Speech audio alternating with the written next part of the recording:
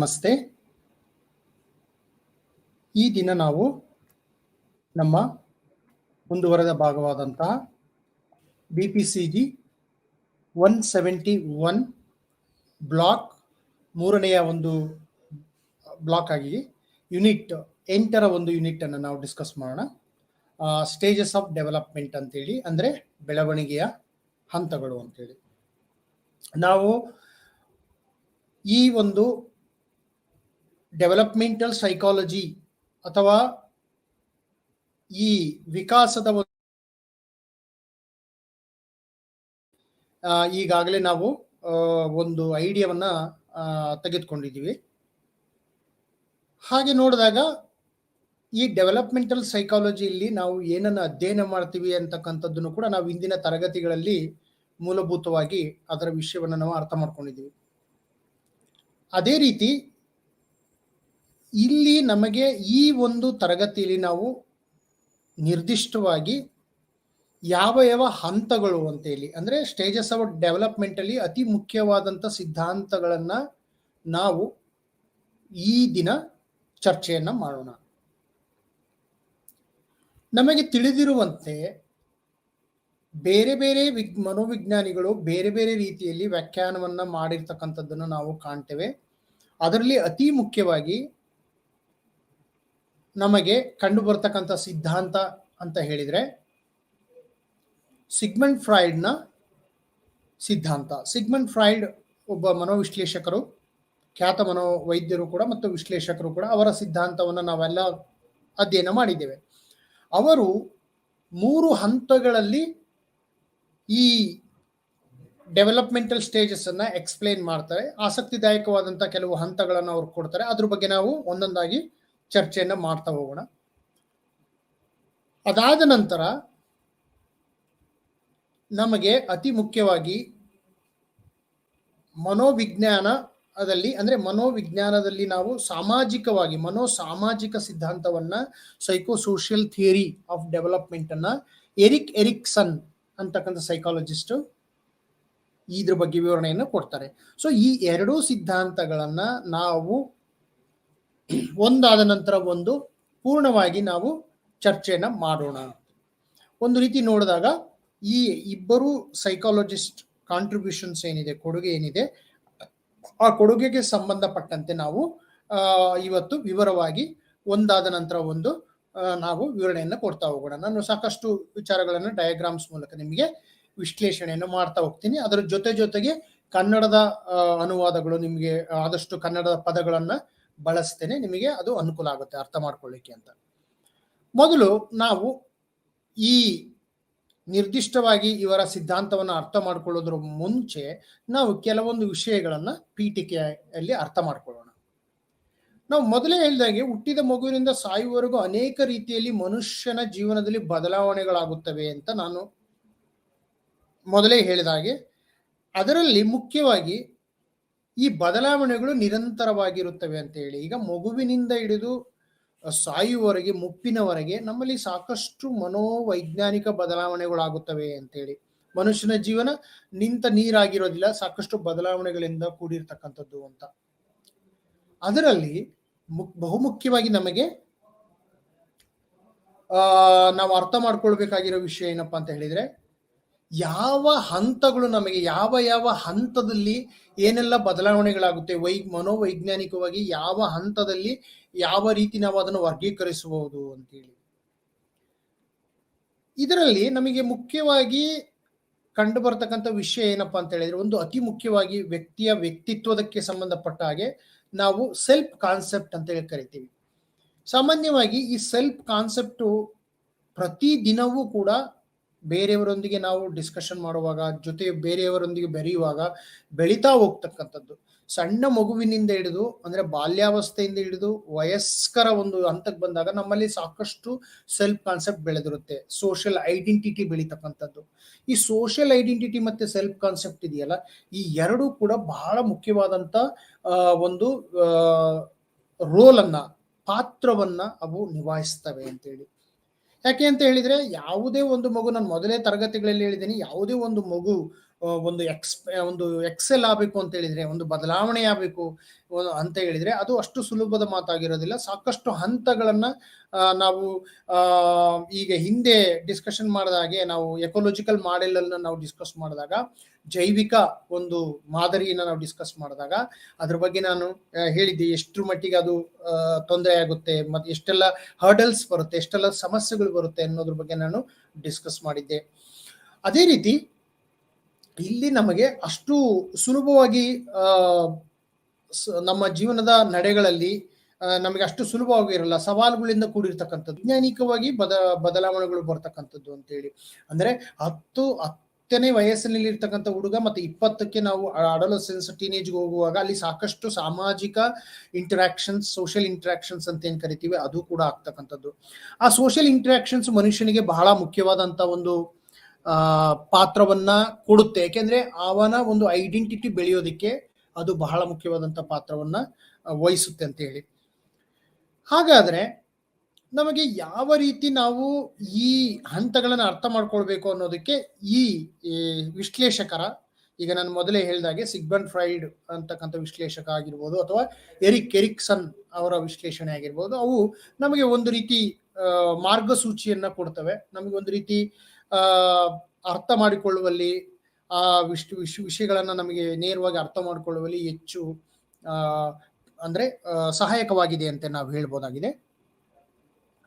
ಅದಾದ ನಂತರ ನಾವು ಹಂತಗಳನ್ನು ಅರ್ಥ ಮಾಡ್ಕೊಂಡಾಗ ನಮಗೆ ಒಂದು ವೈಜ್ಞಾನಿಕತೆ ಬೆಳೆಯುತ್ತೆ. ಅಲ್ಲಿ ನಮ್ಗೆ ಯಾಕೆ ಸ್ಟೇಜಸ್ಗಳನ್ನು ನಾವು ಅರ್ಥ ಮಾಡ್ಕೊಳ್ಬೇಕಪ್ಪ ಅಂತ ಹೇಳಿದ್ರೆ, ನಮಗೆ ಆ ಹಂತದಲ್ಲಿ ಏನೆಲ್ಲ ಬದಲಾವಣೆ ಆಗುತ್ತೆ ಅನ್ನೋದು ಕೂಡ ನಮಗೆ ಮುಖ್ಯವಾಗುತ್ತೆ. ಈಗ ಉದಾಹರಣೆಗೆ ನಾವು ಮಕ್ಕಳನ್ನ ಶಾಲೆಯಲ್ಲಿ ಈಗ ಬಾಲ್ಯದ ಹಂತದಲ್ಲಿ ಒಂದು ಮಗುವನ್ನು ನೋಡಿದಾಗ ಅಲ್ಲಿ ಅವನ ಮೇಲೆ ಯಾವ ಹಂತ ಪರಿಣಾಮ ಬೀರುತ್ತೆ ಅಂತ, ಅಲ್ಲಿನ ಬಿಹೇವಿಯರ್ ಹೇಗಿರುತ್ತೆ, ಅವರ ವರ್ತನೆ ಹೇಗಿರುತ್ತೆ ಅನ್ನೋದನ್ನ ನಾವು ತಿಳ್ಕೊಂಡಾಗ ಅದು ನಮಗೆ ಆ ವಯಸ್ಸಿಗೆ ಅನುಗುಣವಾಗಿ ಏನಾದ್ರೂ ನಾವು ಟ್ರೀಟ್ಮೆಂಟ್ ಮಾಡ್ತಕ್ಕಂಥದ್ದಾಗ್ಲಿ ಅಥವಾ ಅಲ್ಲಿನ ವಾತಾವರಣವನ್ನು ಏನಾದ್ರೂ ಬದಲಾವಣೆ ಮಾಡ್ಬೋದಾ ಅಂತಕ್ಕಂಥ ವಿಚಾರಗಳ ಬಗ್ಗೆ ಹೆಚ್ಚು ನಾವು ಗಮನವನ್ನು ಕೊಡಬೇಕಾಗುತ್ತೆ. ಈ ಹಂತಗಳು ನಮಗೆ ವಿಶೇಷವಾಗಿ ಯಾವ ಯಾವ ಹಂತದಲ್ಲಿ ಮನುಷ್ಯನ ಬದಲಾವಣೆ ಆಗುತ್ತೆ ಅನ್ನೋದನ್ನ ಸ್ಟಡಿ ಮಾಡಿದಾಗ ನಮಗೆ ಅಲ್ಲಿನ ಒಂದು ಡಯಾಗ್ನೋಸಿಸ್ ಅಥವಾ ಒಂದು ಇಂಟರ್ವೆನ್ಷನ್ಸ್ ಅನ್ನು ನಾವು ಮಾಡ್ಕೊಳ್ಬಹುದು. ಹಾಗಾಗಿ ಈ ಥಿಯರಿಗಳಲ್ಲಿ ಈ ಒಂದು ಇಂಪ್ಲಿಕೇಶನ್ಸ್ ಇದೆ, ಇದರಲ್ಲಿ ಒಂದು ಪ್ರಾಕ್ಟಿಕಲ್ ಅಪ್ಲಿಕೇಶನ್ಸ್ ಅನ್ನ ನಾವು ಮಾಡಬಹುದು ಅದನ್ನ ಅಧ್ಯಯನ ಮಾಡಿದಾಗ ಮಾತ್ರ. ಸೊ ಹಾಗೆ ನಾವು ನೋಡಿದಾಗ ಇಲ್ಲಿನ ಒಂದು ಸ್ಟೇಜಸ್ಗಳನ್ನ ನಾವು ಒಂದೊಂದಾಗಿ ಇಂದಿನ ತರಗತಿಯಲ್ಲಿ ಅರ್ಥ ಮಾಡ್ಕೊಳ್ಳೋಣ. ಮುಖ್ಯವಾಗಿ ನಮಗೆ ಅನೇಕ ರೀತಿಯ ಮಾನವ ವಿಕಾಸದಲ್ಲಿ ಮಗು ಬೆಳೆದಾಗ ಅನೇಕ ರೀತಿಯ ಹಂತವನ್ನು ದಾಟುತ್ತೆ. ಅದರಲ್ಲಿ ಬಾಲ್ಯ ಬಹಳ ಮುಖ್ಯ. ಅದರಲ್ಲೂ 3 ಹಂತವನ್ನು ನಾವು ಮಾಡ್ತೀವಿ. ಬೇರೆ ಬೇರೆ ರೀತಿಯಲ್ಲಿ ನಮಗೆ ಒಂದು ಹಂತಗಳಿದೆ, ಸ್ಟೇಜ್. ಮೂರು ಹಂತಗಳಲ್ಲಿ ನಾವು ನೋಡಿದಾಗ ಅತಿ ಮುಖ್ಯವಾಗಿ ಬಾಲ್ಯ, ಯೌವನ, ಮುಪ್ಪು ಅಂತೇಳಿ ಈ ಬಾಲ್ಯದ ಒಂದು ಚಿತ್ರಣವನ್ನು ನಾವು ತೆಗೆದುಕೊಂಡಾಗ ಅಲ್ಲಿ ಕೆಲವೊಂದು ಹಂತಗಳು ಬರ್ತಕ್ಕಂಥದ್ದು. ಈಗ ನಾವು ಎರಿಕ್ ಎರಿಕ್ಸನ್ ಸ್ಟೇಜ್ ನೋಡಿದಾಗ ಅಲ್ಲಿ ಬಾಲ್ಯಕ್ಕೆ ಕೆಲವೊಂದು ಹಂತಗಳನ್ನ ಅವರು ಕೊಟ್ಟಿದ್ದಾರೆ. ಯೌವನದಲ್ಲಿ ಅಂತ ನೋಡಿದಾಗ ಯೌವನಕ್ಕೆ ಕೆಲವೊಂದು ಹಂತಗಳನ್ನ ಅವ್ರು ಕೊಟ್ಟಿದ್ದಾರೆ. ಯೌವನದಲ್ಲಿ ಯಾವ್ಯಾವ ಹಂತವನ್ನು ಅವರು ನೋಡ್ತಾರೆ ಅಂತ, ಉದಾಹರಣೆಗೆ ನಾವು ಐಡೆಂಟಿಟಿ ಸಂಬಂಧಪಟ್ಟಂಗೆ ಹೆಚ್ಚು ಅದರ ಬಗ್ಗೆ ಡಿಸ್ಕಷನ್ ಅನ್ನ ನಾವು ಮಾಡ್ತೀವಿ. ಅದೇ ರೀತಿ ಮುಪ್ಪು ಅಂತಕ್ಕಂಥ ಒಂದು ವಿಚಾರದಲ್ಲಿ ಬಂದಾಗ ಮುಪ್ಪು ಕೂಡ ಬಹಳ ಇಂಪಾರ್ಟೆಂಟ್ ಸ್ಟೇಜ್ ಆಗುತ್ತೆ. ನಾವು ಓಲ್ಡ್ ಏಜ್ ಅಂತ ಕರಿತೀವಿ. ಅದರಲ್ಲೂ ಕೂಡ ಸೈಕಾಲಜಿಕಲ್ ಆಸ್ಪೆಕ್ಟ್ ಮತ್ತೆ ಸಾವಿನ ಬಗ್ಗೆ ಕೂಡ ನಾವು ಮಾತಾಡ್ತೀವಿ. ಸಾವು ಅಂತಕ್ಕಂಥ ಒಂದು ವಿಚಾರವನ್ನು ಕೂಡ ಅಲ್ಲಿ ಕೊನೆಯ ಹಂತವಾಗಿರುತ್ತೆ. ಅಲ್ಲಿ ಸಾಕಷ್ಟು ವೈಜ್ಞಾನಿಕವಾಗಿ ನಾವು ಗೀರಿಯಾಟಿಕ್ ಒಂದು ವಿಷಯವನ್ನ ಅದರಲ್ಲಿ ಅಧ್ಯಯನ ಮಾಡ್ತೀವಿ. ಆ ಒಂದು ವಿಷಯಕ್ಕೂ ಕೂಡ ನಮಗೆ ಬಹಳ ಮುಖ್ಯವಾದಂತ ಒಂದು ಟಾಪಿಕ್ ಅಂತಾನೆ ನಾವು ಕರಿಬಹುದು. ಈ ಹಂತಗಳನ್ನು ದಾಟಿ ಮುಂದುವರಿಬೇಕಾಗುತ್ತೆ, ಯಶಸ್ಸನ್ನ ನಾವು ಸಾಧಿಸಬೇಕಾಗುತ್ತೆ. ಅಥವಾ ಸೆಲ್ಫ್ ಆಕ್ಚುಲೈಸೇಷನ್ ಅಂತ ನಾವು ಈ ಮೊದಲು ಹೇಳಿದೀವಿ. ನಾವು ಯಾರು ನಮ್ಮ ಮ್ಯಾಸ್ಲೋ ಥಿಯರಿಯಲ್ಲಿ ಮಾತಾಡುವಾಗ ಕೂಡ ಸೆಲ್ಫ್ ಆಕ್ಚುಲೈಸೇಷನ್ಸ್ ಬಗ್ಗೆ ನಾವು ಒಂದು ತೀರ್ಮಾನವನ್ನು ತೆಗೆದುಕೊಳ್ತೀವಿ.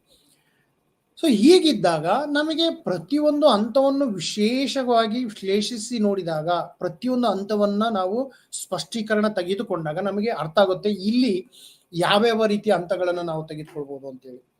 ಉದಾಹರಣೆಗೆ ನಾವು ಮಾತಾಡ್ಬೇಕಂದ್ರೆ ಈ 3 ಹಂತಗಳನ್ನೇ ನಾವು ತೆಗೆದುಕೊಳ್ಳೋಣ. ಉದಾಹರಣೆಗೆ ಬಾಲ್ಯಾವಸ್ಥೆ ಅಂತ ಅಂದಾಗ ಬಾಲ್ಯದಲ್ಲಿ ಎಲ್ಲ ಮಕ್ಕಳಿಗೂ ಕೂಡ ಒಂದೇ ರೀತಿಯ ವಾತಾವರಣ ಸಿಗೋಕೆ ಸಾಧ್ಯ ಇಲ್ಲ.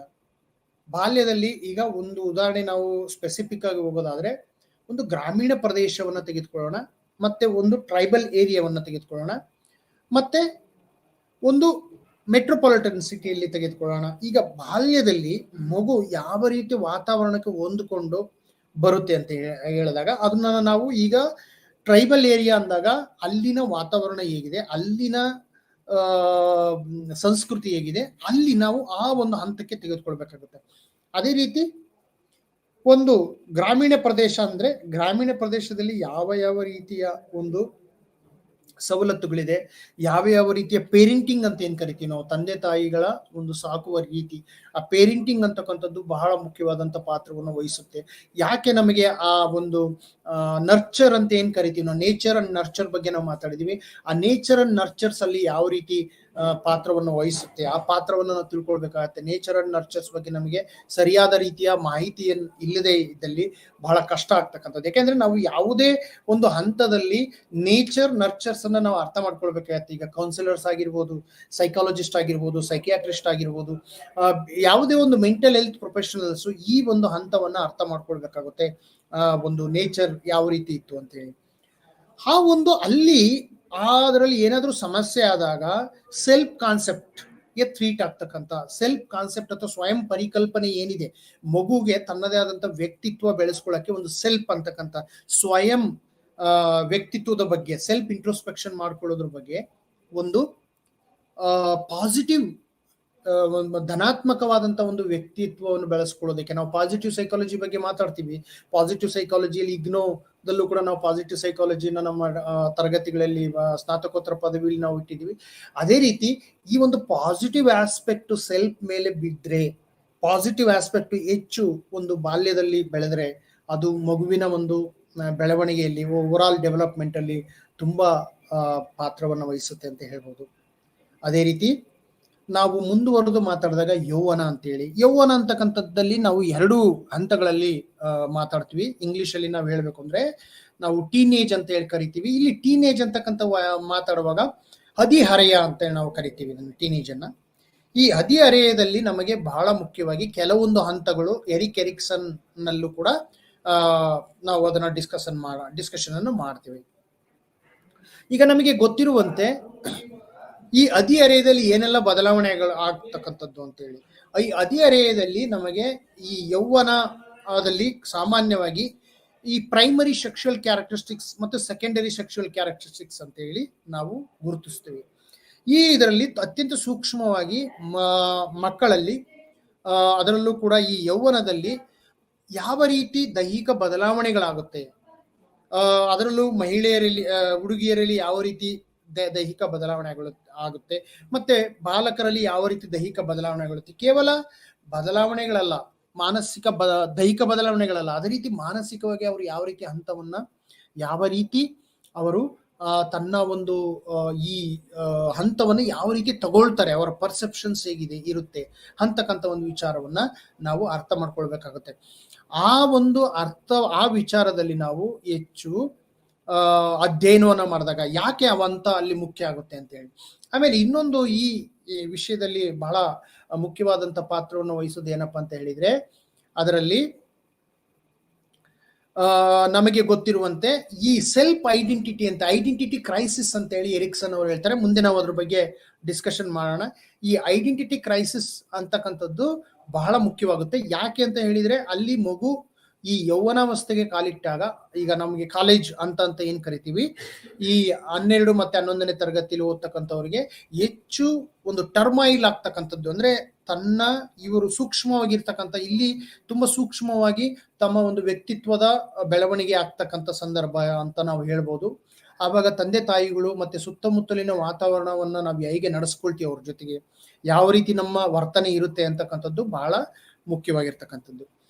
ಇಲ್ಲಿ ನಮಗೆ ಒಂದು ರೀತಿ ಬಿಹೇವಿಯರ್ ಅಲ್ಲಿ ಸಾಕಷ್ಟು ಬದಲಾವಣೆಗಳು ಕಂಡು ಬರ್ತಕ್ಕಂಥದ್ದು, ತುಂಬಾ ರಿಯಾಕ್ಟ್ ಮಾಡ್ತಕ್ಕಂಥ ಸಾಧ್ಯತೆಗಳು ಇರುತ್ತೆ. ತಂದೆ ತಾಯಿಗಳ ಜೊತೆಗೆ ಸರಿಯಾದ ರೀತಿಯಲ್ಲಿ ವ್ಯವಹರಿಸಕ್ಕೆ ಸಮಸ್ಯೆ ಆಗಿ ಒಂದು ಎಮೋಷನಲ್ ಬ್ಲಾಕ್ಸ್ ಆಗ್ತಕ್ಕಂಥ, ಅಂದ್ರೆ ಅವರಿಗೆ ಭಾವನಾತ್ಮಕವಾಗಿ ಸಮಸ್ಯೆಗಳಾಗ್ತಕ್ಕಂಥದ್ದು, ಸರಿಯಾದ ರೀತಿ ಮಾರ್ಗದರ್ಶನ ಇರದೇ ಇರ್ತಕ್ಕಂಥದ್ದು, ಕೇವಲ ತಂದೆ ತಾಯಿಗಳೊಂದಿಗೆ ಅವರು ಆರ್ಗ್ಯುಮೆಂಟ್ ಮಾಡ್ತಕ್ಕಂಥ, ಅಥವಾ ತಂದೆ ತಾಯಿಗಳು ಅವರಿಗೆ ಕೆಲವೊಂದು ವಿಷಯಗಳನ್ನ ಒತ್ತಡವನ್ನು ಹೇರಿ ತೆಗೆದುಕೊಳ್ತಕ್ಕಂಥದ್ದು. ಈ ಸಂದರ್ಭದಲ್ಲಿ ಮೂರನೇ ವ್ಯಕ್ತಿ ಅಥವಾ ಕೌನ್ಸಿಲರ್ ಅಂತ ಏನ್ ಕರಿತೀವಿ, ಅಥವಾ ಸಿಗ್ನಿಫಿಕೆಂಟ್ ಅದರ್ಸ್ ಅಂತ ಹೇಳಿ.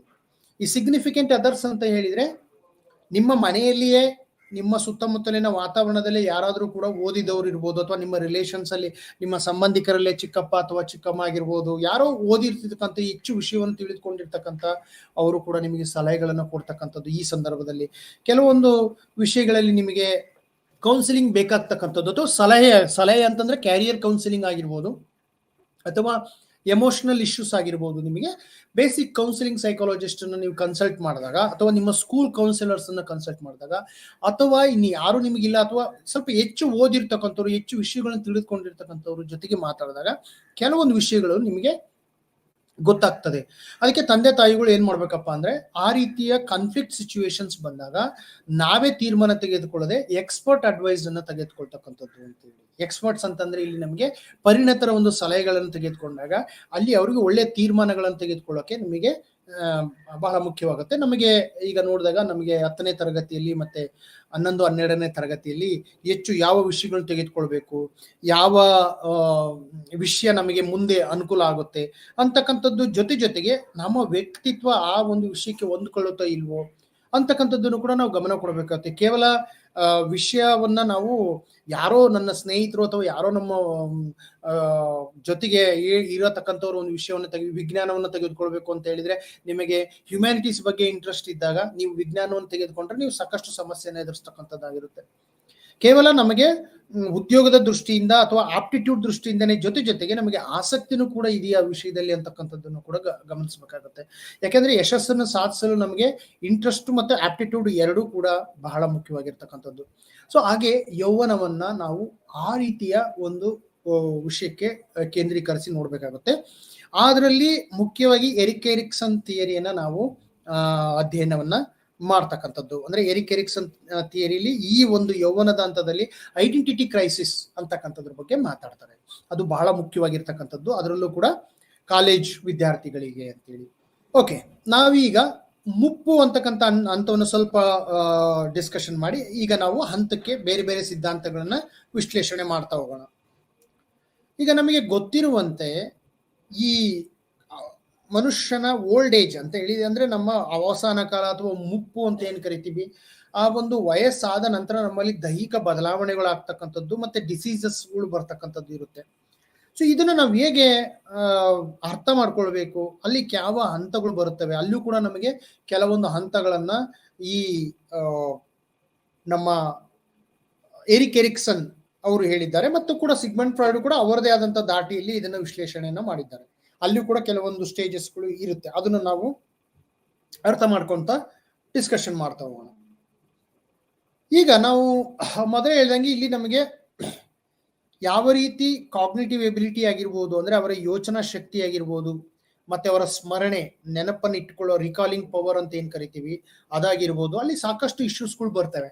ಅದಕ್ಕೆ ನಾವು ನಮ್ಮ ಅಡಲ್ಟ್ ಸ್ಟೇಜ್ ಅಲ್ಲಿ ಅಡಲ್ಟ್ ಇದ್ದಾಗ ನಾವು ನಮ್ಮ ಜೀವನ ಶೈಲಿಯನ್ನ ಉತ್ತಮವಾಗಿ ರೂಪಿಸ್ಕೊಳ್ಬೇಕಾಗುತ್ತೆ. ಅಂದ್ರೆ ನಾವು ವ್ಯಾಯಾಮವನ್ನ ದಿನನಿತ್ಯ ವ್ಯಾಯಾಮವನ್ನು ಮಾಡ್ತಕ್ಕಂಥದ್ದು, ಸರಿಯಾಗಿ ವೈದ್ಯರ ಸಲಹೆಗಳನ್ನ ಪಡಿತಕ್ಕಂಥದ್ದು, ಅಂದ್ರೆ ನಮಗೆ ಹಂತ ಹಂತವಾಗಿ ನಾವು ನಮ್ಮ ಆರೋಗ್ಯವನ್ನ ಕಾಪಾಡ್ಕೊಂಡು ಬಂದಿರ್ತಕ್ಕಂಥದ್ದು. ಉದಾಹರಣೆಗೆ ಆಯುರ್ವೇದಿಕ್ ಟ್ರೀಟ್ಮೆಂಟ್ ಅನ್ನು ತೆಗೆದುಕೊಳ್ತಕ್ಕಂಥದ್ದಾಗಿರ್ಬೋದು, ಹಾಲಿಸ್ಟಿಕ್ ಆಗಿ ನಾವು ಟ್ರೀಟ್ಮೆಂಟ್ ಅನ್ನ ತೆಗೆದುಕೊಳ್ತಕ್ಕಂಥದ್ದು, ಮತ್ತೆ ಪಾಸಿಟಿವ್ ಔಟ್ಲುಕ್ ಅನ್ನ ಜೀವನದಲ್ಲಿ ಇಟ್ಕೊಳ್ತಕ್ಕಂಥದ್ದು. ಆದಾಗ ಈಗ ನಾವು 30 40 ನಾವು ಹೆಚ್ಚು ನಮ್ಮ ಶರೀರವನ್ನ ಆರೋಗ್ಯವಾಗಿ ಇಟ್ಕೊಂಡಾಗ, ಮತ್ತೆ ಒಂದು ಏನು ನಮ್ಮ ಥಾಟ್ ಪ್ರೊಸೆಸ್ ಅನ್ನು ಕೂಡ ನಾವು ಆರೋಗ್ಯವಾಗಿ ಇಟ್ಕೊಂಡಾಗ ಅಲ್ಲಿ ನಮಗೆ ಯೌವನವನ್ನ ನಮ್ಮ ಒಂದು ಮುಪ್ಪಿನ ಒಂದು ಸ್ಟೇಜ್ ಅನ್ನು ನಾವು ಕೇವಲ ನೆಗೆಟಿವ್ ಆಸ್ಪೆಕ್ಟ್ ಅಲ್ಲಿ ತೆಗೆದುಕೊಳ್ಳದೆ ಒಂದು ಪಾಸಿಟಿವ್ ಧನಾತ್ಮಕವಾಗಿ ಒಂದು ಸ್ಪೋರ್ಟಿವ್ ಆಗಿ ನಾವು ಅದನ್ನ ತಗೊಳ್ಬಹುದಾಗಿದೆ. ಅದಕ್ಕೆ ನಮಗೆ ಬೇರೆ ಬೇರೆ ವಿಚಾರದ ಅಗತ್ಯ ಇದೆ. ಕೇವಲ 60 ದಾಟಿದ ತಕ್ಷಣ ಯಾರು ಕೂಡ ನಮ್ಮ ಜೀವನವೇ ಮುಗಿದೋಯ್ತು ಅಂತಕ್ಕಂಥ ಒಂದು ಯೋಚನೆಗಳನ್ನ ಇಟ್ಕೊಳ್ತಾರೆ. ಅದು ಅಷ್ಟು ಸಮಂಜಸ ಅಲ್ಲ. ಯಾಕೆಂದ್ರೆ ನಾವು ಒಂದು ಪಾಸಿಟಿವ್ ಔಟ್ಲುಕ್ ಇದ್ದಾಗ ನಮ್ಮಲ್ಲಿ ನಮ್ಮ ದೇಹಕ್ಕೆ ಎಷ್ಟು ನಮಗೆ ಶಕ್ತಿ ಮುಖ್ಯ ಆಗುತ್ತೋ ಅಷ್ಟೇ ಅದೇ ರೀತಿ ನಮ್ಮ ಮಾನಸಿಕವಾಗಿ ನಾವು ಒಂದು ಪ್ರಫುಲ್ಲತೆಯನ್ನ ಒಂದು ಹ್ಯಾಪಿನೆಸ್ ಅನ್ನು ನಾವು ಕಾಪಾಡ್ಕೊಂಡು ಬರ್ಬೇಕಾಗುತ್ತೆ. ಸೊ ಹಾಗಾಗಿ ಅದು ಬಹಳ ಮುಖ್ಯವಾದಂತ ಒಂದು ಪಾತ್ರವನ್ನು ವಹಿಸುತ್ತೆ ಅಂತ ಹೇಳ್ಬೋದು. ಸೊ ನಾವೀಗ ಈ ಇಂಟ್ರೊಡಕ್ಷನ್ಸ್ ಅಂತ ಏನ್ ಪರಿವಿಡಿ ನಾವು ಕೊಟ್ವಿ, ಯಾಕೆ ಮನುಷ್ಯನ ಈ ಹಂತಗಳು ಮುಖ್ಯ, ಯಾಕೆ ನಾವು ಇದನ್ನ ಬೇರೆ ಬೇರೆ ಹಂತಗಳಲ್ಲಿ ನೋಡಿದಾಗ ಮುಖ್ಯ ಆಗುತ್ತೆ, ಮತ್ತೆ ಯಾವ ಯಾವ ಮನೋವಿಜ್ಞಾನಿಗಳ ಒಂದು ಕಾಂಟ್ರಿಬ್ಯೂಷನ್ಸ್ ಏನಿದೆ ಅಂತಕ್ಕಂಥದ್ದನ್ನ ಈಗ ಒಂದೊಂದಾಗಿ ನಾವು ನೋಡ್ತಾ ಹೋಗೋಣ. ಇಲ್ಲಿನ ಒಂದು ಇಂಟ್ರೊಡಕ್ಷನ್ಸ್ ಅನ್ನ ನಾವು ಅರ್ಥ ಮಾಡ್ಕೊಂಡಿದೀವಿ. ಈಗ ನಾವು ಸಿಗ್ಮಂಡ್ ಫ್ರಾಯ್ಡ್ನ ಸಿದ್ಧಾಂತವನ್ನ ಅರ್ಥ ಮಾಡ್ಕೊಳ್ಳೋಣ. ಈಗಾಗಲೇ ನಾವು ನಮ್ಮ ಇಂದಿನ ತರಗತಿಗಳಲ್ಲಿ ಬೇರೆ ಬೇರೆ ವಿಷಯವನ್ನ ಡಿಸ್ಕಷನ್ ಮಾಡುವಾಗ ಸಿಗ್ಮಂಡ್ ಫ್ರಾಯ್ಡ್ನ ಬಗ್ಗೆ ಹೆಚ್ಚು ಅವರ ವಿಷಯಗಳ ಬಗ್ಗೆ ಹೆಚ್ಚು ತಿಳ್ಕೊಂಡಿದ್ದೀರಾ ನೀವು ಅಂತ ನಾನು ಅನ್ಕೊಂಡಿದ್ದೀನಿ. ಯಾಕೆಂದ್ರೆ ಇದು ಅಲ್ಲೇ ನಮಗೆ ಎಲ್ಲ ಸೈಕಾಲಜಿ ಸ್ಟೂಡೆಂಟ್ಸ್ಗಳಿಗೆ ಗೊತ್ತಿರ್ತಕ್ಕಂಥ ಒಂದು ವಿಷಯನೇ ಅಂತಾನೆ ಹೇಳ್ಬೋದು. ಓಕೆ, ಈಗ ನಾವು ಸಿಗ್ಮಂಡ್ ಫ್ರಾಯ್ಡ್ನ ಒಂದು ವಿಚಾರವನ್ನ ಪ್ರಪ್ರಥಮವಾಗಿ ಅವರು ಈ ಬೆಳವಣಿಗೆ ಹಂತದಲ್ಲಿ 3 ರೀತಿಯ ಹಂತವನ್ನ ಅವರು ಹೇಳ್ತಾರೆ. 3 ರೀತಿಯ ಪ್ರಧಾನ ವರ್ಗೀಕರಣವನ್ನ ಅವರು ಮಾಡ್ತಾರೆ. ಆ ಪ್ರಧಾನ ವರ್ಗೀಕರಣದಲ್ಲಿ ಯಾವ ಒಂದು 3 ರೀತಿಯ ಸಿದ್ಧಾಂತಗಳಿದೆ, ಅದು ಹೇಗೆ ಕೆಲಸ ಮಾಡುತ್ತೆ ಅಂತಕ್ಕಂಥದ್ದನ್ನ ಒಂದೊಂದಾಗಿ ನಾವು ವಿಶ್ಲೇಷಣೆಯನ್ನ ಮಾಡ್ತಾ ಹೋಗೋಣ. ಸಾಮಾನ್ಯವಾಗಿ ನಮಗೆ ಗೊತ್ತಿರುವಂತೆ ಈ 3 ರೀತಿಯಲ್ಲಿ ಸ್ಥಳಾಕೃತಿಯ ಸಿದ್ಧಾಂತ ಅಂತ ಹೇಳಿ ಪ್ರಪ್ರಥಮವಾಗಿ ಅವರು ಇದನ್ನ ವಿಶ್ಲೇಷಣೆಯನ್ನ ಮಾಡ್ತಾರೆ. ಸ್ಥಳಾಕೃತಿಯ ಸಿದ್ಧಾಂತದಲ್ಲಿ ನಮಗೆ ಮುಖ್ಯವಾಗಿ topographical understanding of the person ಅಂತ, ಟೋಪೋಗ್ರಫಿಕಲ್ ಕ್ಯಾರೆಕ್ಟರಿಸ್ಟಿಕ್ಸ್ ಅಂತ ನಾವು ಅದನ್ನ ಕರಿಬಹುದಾಗಿದೆ. ಟೋಪೋಗ್ರಫಿಕ್ ಅಂತ ಹೇಳಿದ್ರೆ ನಮಗೆ ಸಾಮಾನ್ಯವಾಗಿ ಒಂದು ಸ್ಟ್ರಕ್ಚರ್, ಟೋಪೋಗ್ರಫಿಕ್ ಸ್ಟ್ರಕ್ಚರ್ ಇರ್ತಕ್ಕಂಥದ್ದು ಬಹಳ ಮುಖ್ಯವಾಗಿರುತ್ತೆ. ಈ ಟೋಪೋಗ್ರಫಿಕ್ ಸ್ಟ್ರಕ್ಚರ್ ಅಂತಕ್ಕಂಥದ್ದು ನಮಗೆ ಯಾವ ರೀತಿ ಇರುತ್ತೆ, ಅದರ ಒಂದು ಸಂರಚನೆ ಹೇಗಿರುತ್ತೆ ಅಂತಕ್ಕಂಥದ್ದು ಬಗ್ಗೆ ನಾವು ಡಿಸ್ಕಷನ್ ಮಾಡಬೇಕಾಗಿದೆ. ಅದೇ ರೀತಿ ವ್ಯಕ್ತಿ ವಿನ್ಯಾಸದ ಮಾದರಿ ಅಂತೇಳಿ, ವ್ಯಕ್ತಿ ವಿನ್ಯಾಸದ ಮಾದರಿ ಅಂದ್ರೆ personality structure of personality model ಅಂತ, ಅಂದ್ರೆ ವ್ಯಕ್ತಿತ್ವದ ಸ್ಟ್ರಕ್ಚರ್ ಹೇಗಿರುತ್ತೆ ಅಂತ ಹೇಳಿ ಆ ಒಂದು ದಾಟಿಯಲ್ಲಿ ಅವರು ವಿವರಣೆಯನ್ನು ಕೊಡ್ತಾರೆ. ಎರಡನೇದಾಗಿ ಮನೋಲೈಂಗಿಕ ಹಂತಗಳು ಅಂತೇಳಿ, ಸೈಕೋಸೆಕ್ಸುವಲ್ ಸ್ಟೇಜಸ್ ಬಗ್ಗೆ ಕೂಡ ಅವರು ವಿವರಣೆಯನ್ನ ಕೊಡ್ತಾರೆ. ಈ ಮನೋಲೈಂಗಿಕ ಹಂತಗಳು ಅಂತಕ್ಕಂಥ ಒಂದು ವಿಚಾರದಲ್ಲೂ ಕೂಡ ಅವರು ಡಿಸ್ಕಷನ್ಸ್ ಅನ್ನ ವಿಶ್ಲೇಷಣೆಯನ್ನು ಮಾಡ್ತಾರೆ. ಈಗ ನಾವು ಒಂದೊಂದು ವಿಷಯವನ್ನ ಹಂತ ಹಂತವಾಗಿ ಡಿಸ್ಕಷನ್ ಮಾಡ್ತಾ ಹೋದ್ರೆ ನಿಮಗೆ ಅದ್ರ ಬಗ್ಗೆ ಹೆಚ್ಚು ಮಾಹಿತಿಯನ್ನ ಕಲೆ ಹಾಕ್ಬಹುದು ಅಂತ ಹೇಳಿ ಈಗ ನಾವು ಒಂದೊಂದು ವಿಷಯವನ್ನ ನೋಡ್ತಾ ಹೋಗೋಣ. ಈ ಒಂದು ಡಯಾಗ್ರಾಮ್ಸ್ ಅಲ್ಲಿ ಈ ಚಿತ್ರದಲ್ಲಿ ನಿಮಗೆ ಫ್ರಾಯ್ಡ್ಸ್ ಐಸ್ಬರ್ಗ್ ಮಾಡೆಲ್ ಅಂತ ಹೇಳಿ, ಐಸ್ಬರ್ಗ್ ಮಾಡೆಲ್ ಅಂದ್ರೆ ಏನು ಇಲ್ಲ, ಈ ಟೋಪೋಗ್ರಫಿಕ್ ಸ್ಟ್ರಕ್ಚರ್ ಬಗ್ಗೆನೇ ಅವರು ಹೇಳ್ತಾ ಇದ್ದಾರೆ. ಈಗ ಮುಖ್ಯವಾಗಿ ನಮಗೆ ಈ ಚಿತ್ರದಲ್ಲಿ ನೀವು ನೋಡಬಹುದು ಒಂದು ನೀರಿನ ರೀತಿಯಲ್ಲಿ ಕೆಳ ಹಂತದಲ್ಲಿ ನಿಮಗೆ ಡಾರ್ಕ್ ಬ್ಲೂ ಕಾಣ್ತಾ ಇದೆ, ಮೇಲ್ಗಡೆ ಒಂದು ನಾರ್ಮಲ್ ಹಂತದಲ್ಲಿ ಇದೆ. ಅದರಲ್ಲಿ 2 ರೀತಿಯ ಒಂದು ಕಾನ್ಸೆಪ್ಟ್ ಇದೆ. One is unconscious and another one is conscious. ನಮಗೆ ಸೈಕಾಲಜಿಯಲ್ಲಿ ನಾವು ಏನಾದ್ರೂ ಇದನ್ನ ನಾವು ವೈಜ್ಞಾನಿಕವಾಗಿ ಅಧ್ಯಯನ ಮಾಡಿದವರಲ್ಲಿ ಸಿಗ್ಮಂಡ್ ಫ್ರಾಯ್ಡ್ ಅವರು ತುಂಬಾ ವಿಶ್ಲೇಷಣೆಯನ್ನ ಮಾಡಿದ್ದಾರೆ. ಅಂದ್ರೆ ಒಂದು ಕಾನ್ಶಿಯಸ್ನೆಸ್ ಅಂತಕ್ಕಂಥ ಒಂದು ಟಾಪಿಕ್ ನಾವು ಹೆಚ್ಚು ಅಧ್ಯಯನವನ್ನು ಮಾಡ್ತೀವಿ ಕಾನ್ಶಿಯಸ್ನೆಸ್ ಬಗ್ಗೆ. ಈ ಕಾನ್ಶಿಯಸ್ನೆಸ್ ಅಂತಕ್ಕಂಥದ್ದು ನಮ್ಮ ಪ್ರಜ್ಞೆಗೆ, ಅಂದ್ರೆ ನಮಗೆ ಇದನ್ನ ಪ್ರಜ್ಞೆ ಮತ್ತೆ ಪ್ರಜ್ಞಾರಹಿತ ಅಂತ ಹೇಳ್ತೀವಿ. ಈ ಪ್ರಜ್ಞೆ ಅಂತಕ್ಕಂಥದ್ದು ನಮಗೀಗ ನಾವು ಬದುಕಿದೀವಿ, ಈಗ ಈಗ ನಾನು ನಿಮ್ಗೆ ತರಗತಿಯನ್ನ ಕೊಡ್ತಾ ಇದ್ದೀನಿ ಅಂದ್ರೆ ನಾನು ಕಾನ್ಶಿಯಸ್ ಅಲ್ಲಿ ಇದ್ದೀನಿ ಅಂತ ಅರ್ಥ. ಅನ್ಕಾನ್ಶಿಯಸ್ ಅಂತಂದ್ರೆ ನಮ್ಮ ಅವಗಾಹನೆಗೆ ಬರದೇ ಇರ್ತಕ್ಕಂಥ ನಮ್ಮ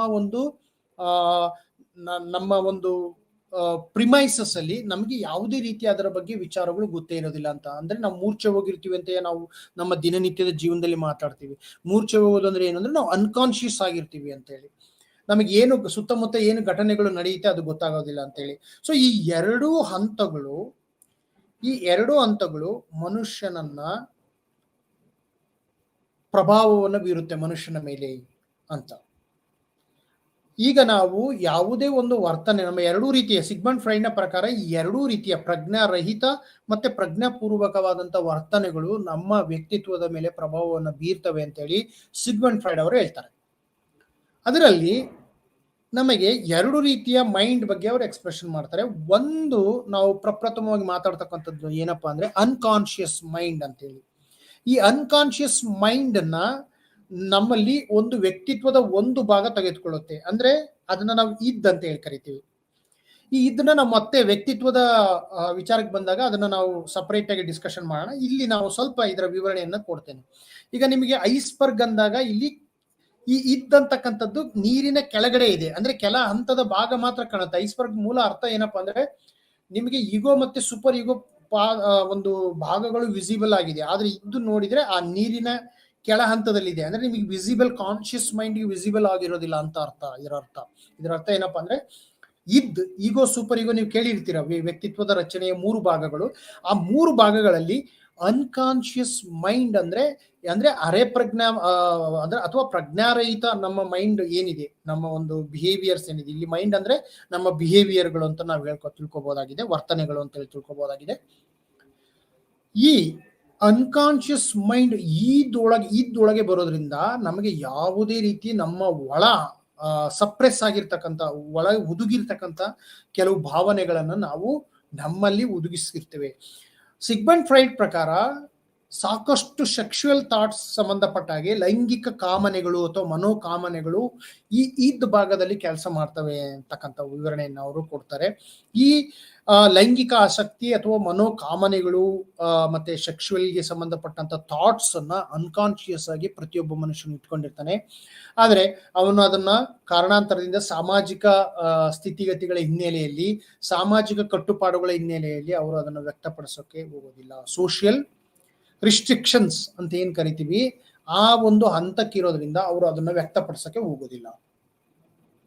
ಸೊ ಇಲ್ಲಿಗೆ ನಮಗೆ ಒಂದು ವಿಷಯ ಅರ್ಥ ಆಯ್ತು. ಏನಪ್ಪಾ ಅಂದ್ರೆ ನಮ್ಮ ಎಲ್ಲಾ ವರ್ತನೆಗಳು ಅನ್ಕಾನ್ಶಿಯಸ್ ಮೈಂಡ್ ಮೇಲೆ ಹೆಚ್ಚು ಪ್ರಭಾವವನ್ನ ಬೀರುತ್ತೆ.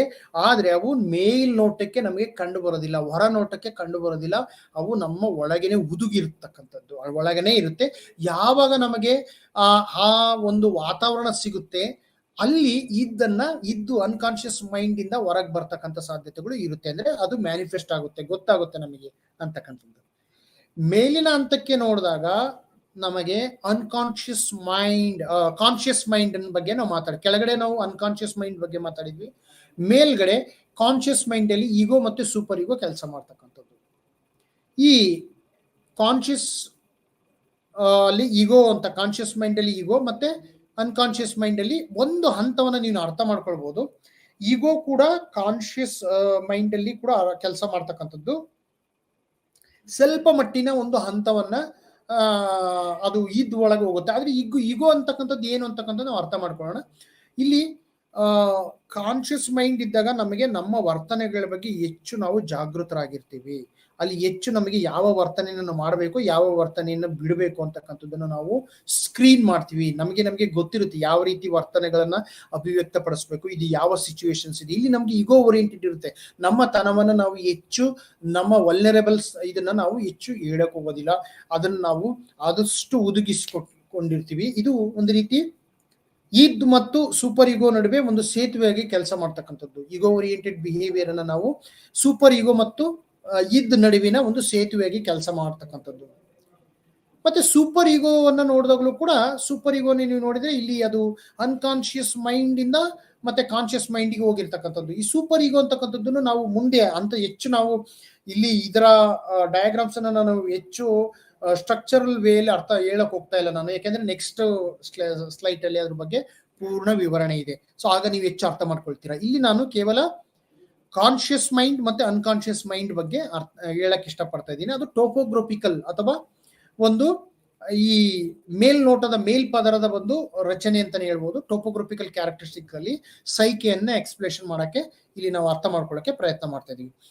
ಸೂಪರ್ ಈಗೋ ಏನ್ ಮಾಡುತ್ತೆ ಅಂದ್ರೆ ಇದು ಅನ್ಕಾನ್ಶಿಯಸ್ ಹಂತ ಸರಿಯಾದ ಸಂದರ್ಭ ಬಂದಾಗ ಅದು ಕಾನ್ಶಿಯಸ್ ಮೈಂಡ್ ಅಲ್ಲಿ ಕೆಲಸ ಮಾಡುತ್ತೆ.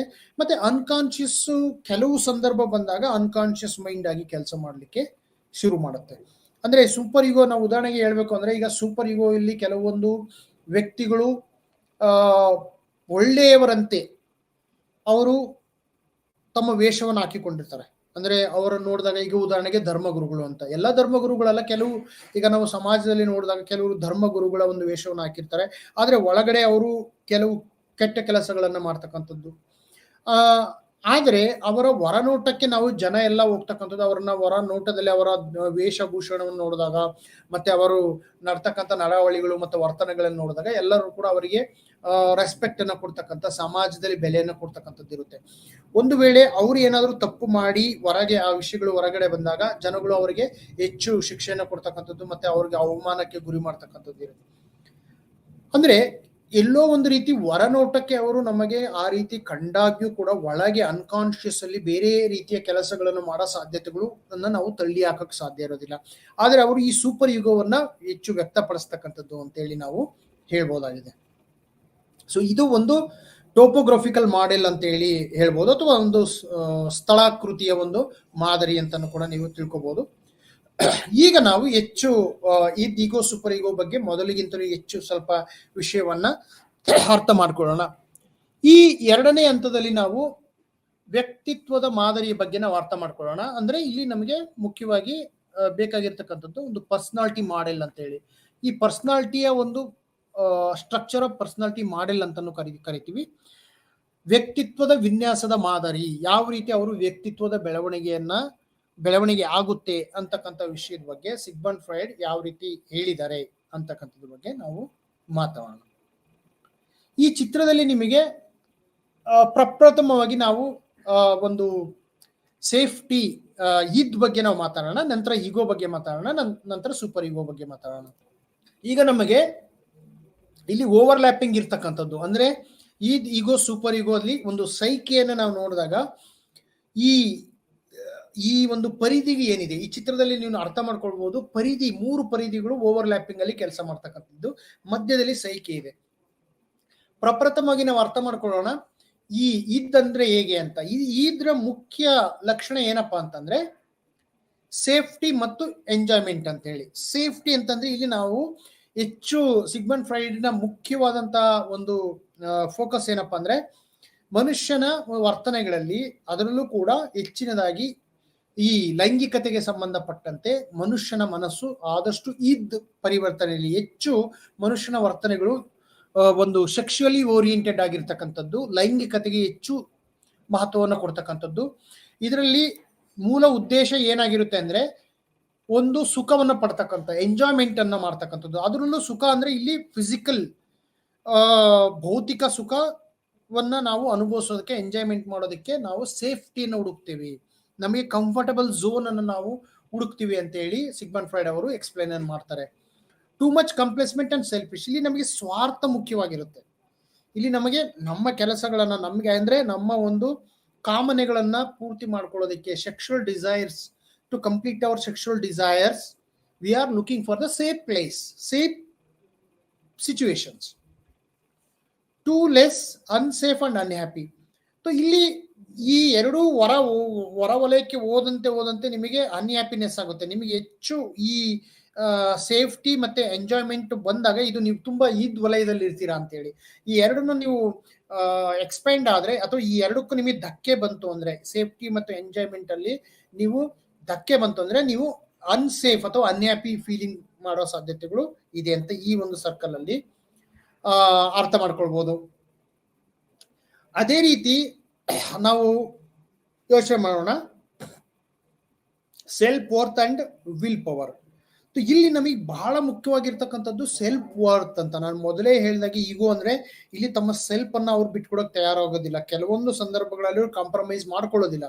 ಅವರು ಯಾವುದೇ ರೀತಿಯ ಒಂದು ಸಂಧಾನಕ್ಕೆ ತಯಾರಾಗಿರೋದಿಲ್ಲ. ಯಾಕೆಂದ್ರೆ ಅವರಿಗೆ ಈಗೋವನ್ನ ಮೇಂಟೈನ್ ಮಾಡ್ಕೊಂಡು ಇರ್ಬೇಕಾಗುತ್ತೆ. ಆ ಈಗೋವನ್ನ ಮೇಂಟೈನ್ ಮಾಡ್ಕೊಳ್ಳೋಕೆ ಇವರಿಗೆ ಹೆಚ್ಚು ಸಹಾಯವನ್ನ ಮಾಡ್ತಕ್ಕಂಥದ್ದು ಅಂದ್ರೆ ವಿಲ್ ಪವರ್. ವಿಲ್ ಪವರ್ ಅಂದ್ರೆ ಇಲ್ಲಿ ಸಂಕಲ್ಪ ಶಕ್ತಿ, ಅಂದ್ರೆ ಅವ್ರಿಗೊಂದು ಆ ಎನರ್ಜಿಯನ್ನ ಅವರು ಕ್ರಿಯೇಟ್ ಮಾಡ್ಕೊಂಡಿರ್ತಾರೆ ಅಂತೇಳಿ. ಇಲ್ಲಿ ಟೂ ಲೆಸ್ ಹ್ಯುಮಿಲೇಷನ್ ಮತ್ತು ಡಿಸೆಂಪವರ್ಮೆಂಟ್ ಅಂದ್ರೆ ಟೂ ಲೆಸ್ ಅಂತ ಅಂದ್ರೆ ಇಲ್ಲಿ ಹ್ಯುಮಿಲೇಷನ್ಸ್ ಆಗೋದಿಲ್ಲ ವ್ಯಕ್ತಿ ಹೆಚ್ಚು ಕಂಪೇರ್ ಟು ಇದ್ದಲ್ಲಿ ಬಂದಾಗ ನಮಗೆ ಹ್ಯುಮಿಲೇಷನ್ಸ್ ಆಗೋ ಸಾಧ್ಯತೆಗಳು ಇರುತ್ತೆ. ಟೂ ಲೆಸ್ ಅಂದ್ರೆ ಹ್ಯುಮಿಲೇಷನ್ ಕಡಿಮೆ ಇರುತ್ತೆ, ಮತ್ತೆ ಎಂಪವರ್ಮೆಂಟ್ ಅನ್ನು ಕೂಡ ಕಡಿಮೆ ಇರುತ್ತೆ. ಇಲ್ಲಿ ಎಂಪವರ್ಮೆಂಟ್ ಅಷ್ಟು ಇರೋದಿಲ್ಲ. ಅಂದ್ರೆ ಎಂಪವರ್ಮೆಂಟ್ ಅಂದ್ರೆ ಏನಪ್ಪಾ ಅಂದ್ರೆ ಅರ್ಥ ಅಂದ್ರೆ ತಮ್ಮ ಒಂದು ಬೆಳವಣಿಗೆ, ಯೋಗಕ್ಷೇಮ ಅಂತ ಅರ್ಥ ಬರುತ್ತೆ. ಟೂ ಮಚ್ ಏನಿರುತ್ತೆ ಅಂದ್ರೆ abuse of power and rigidity.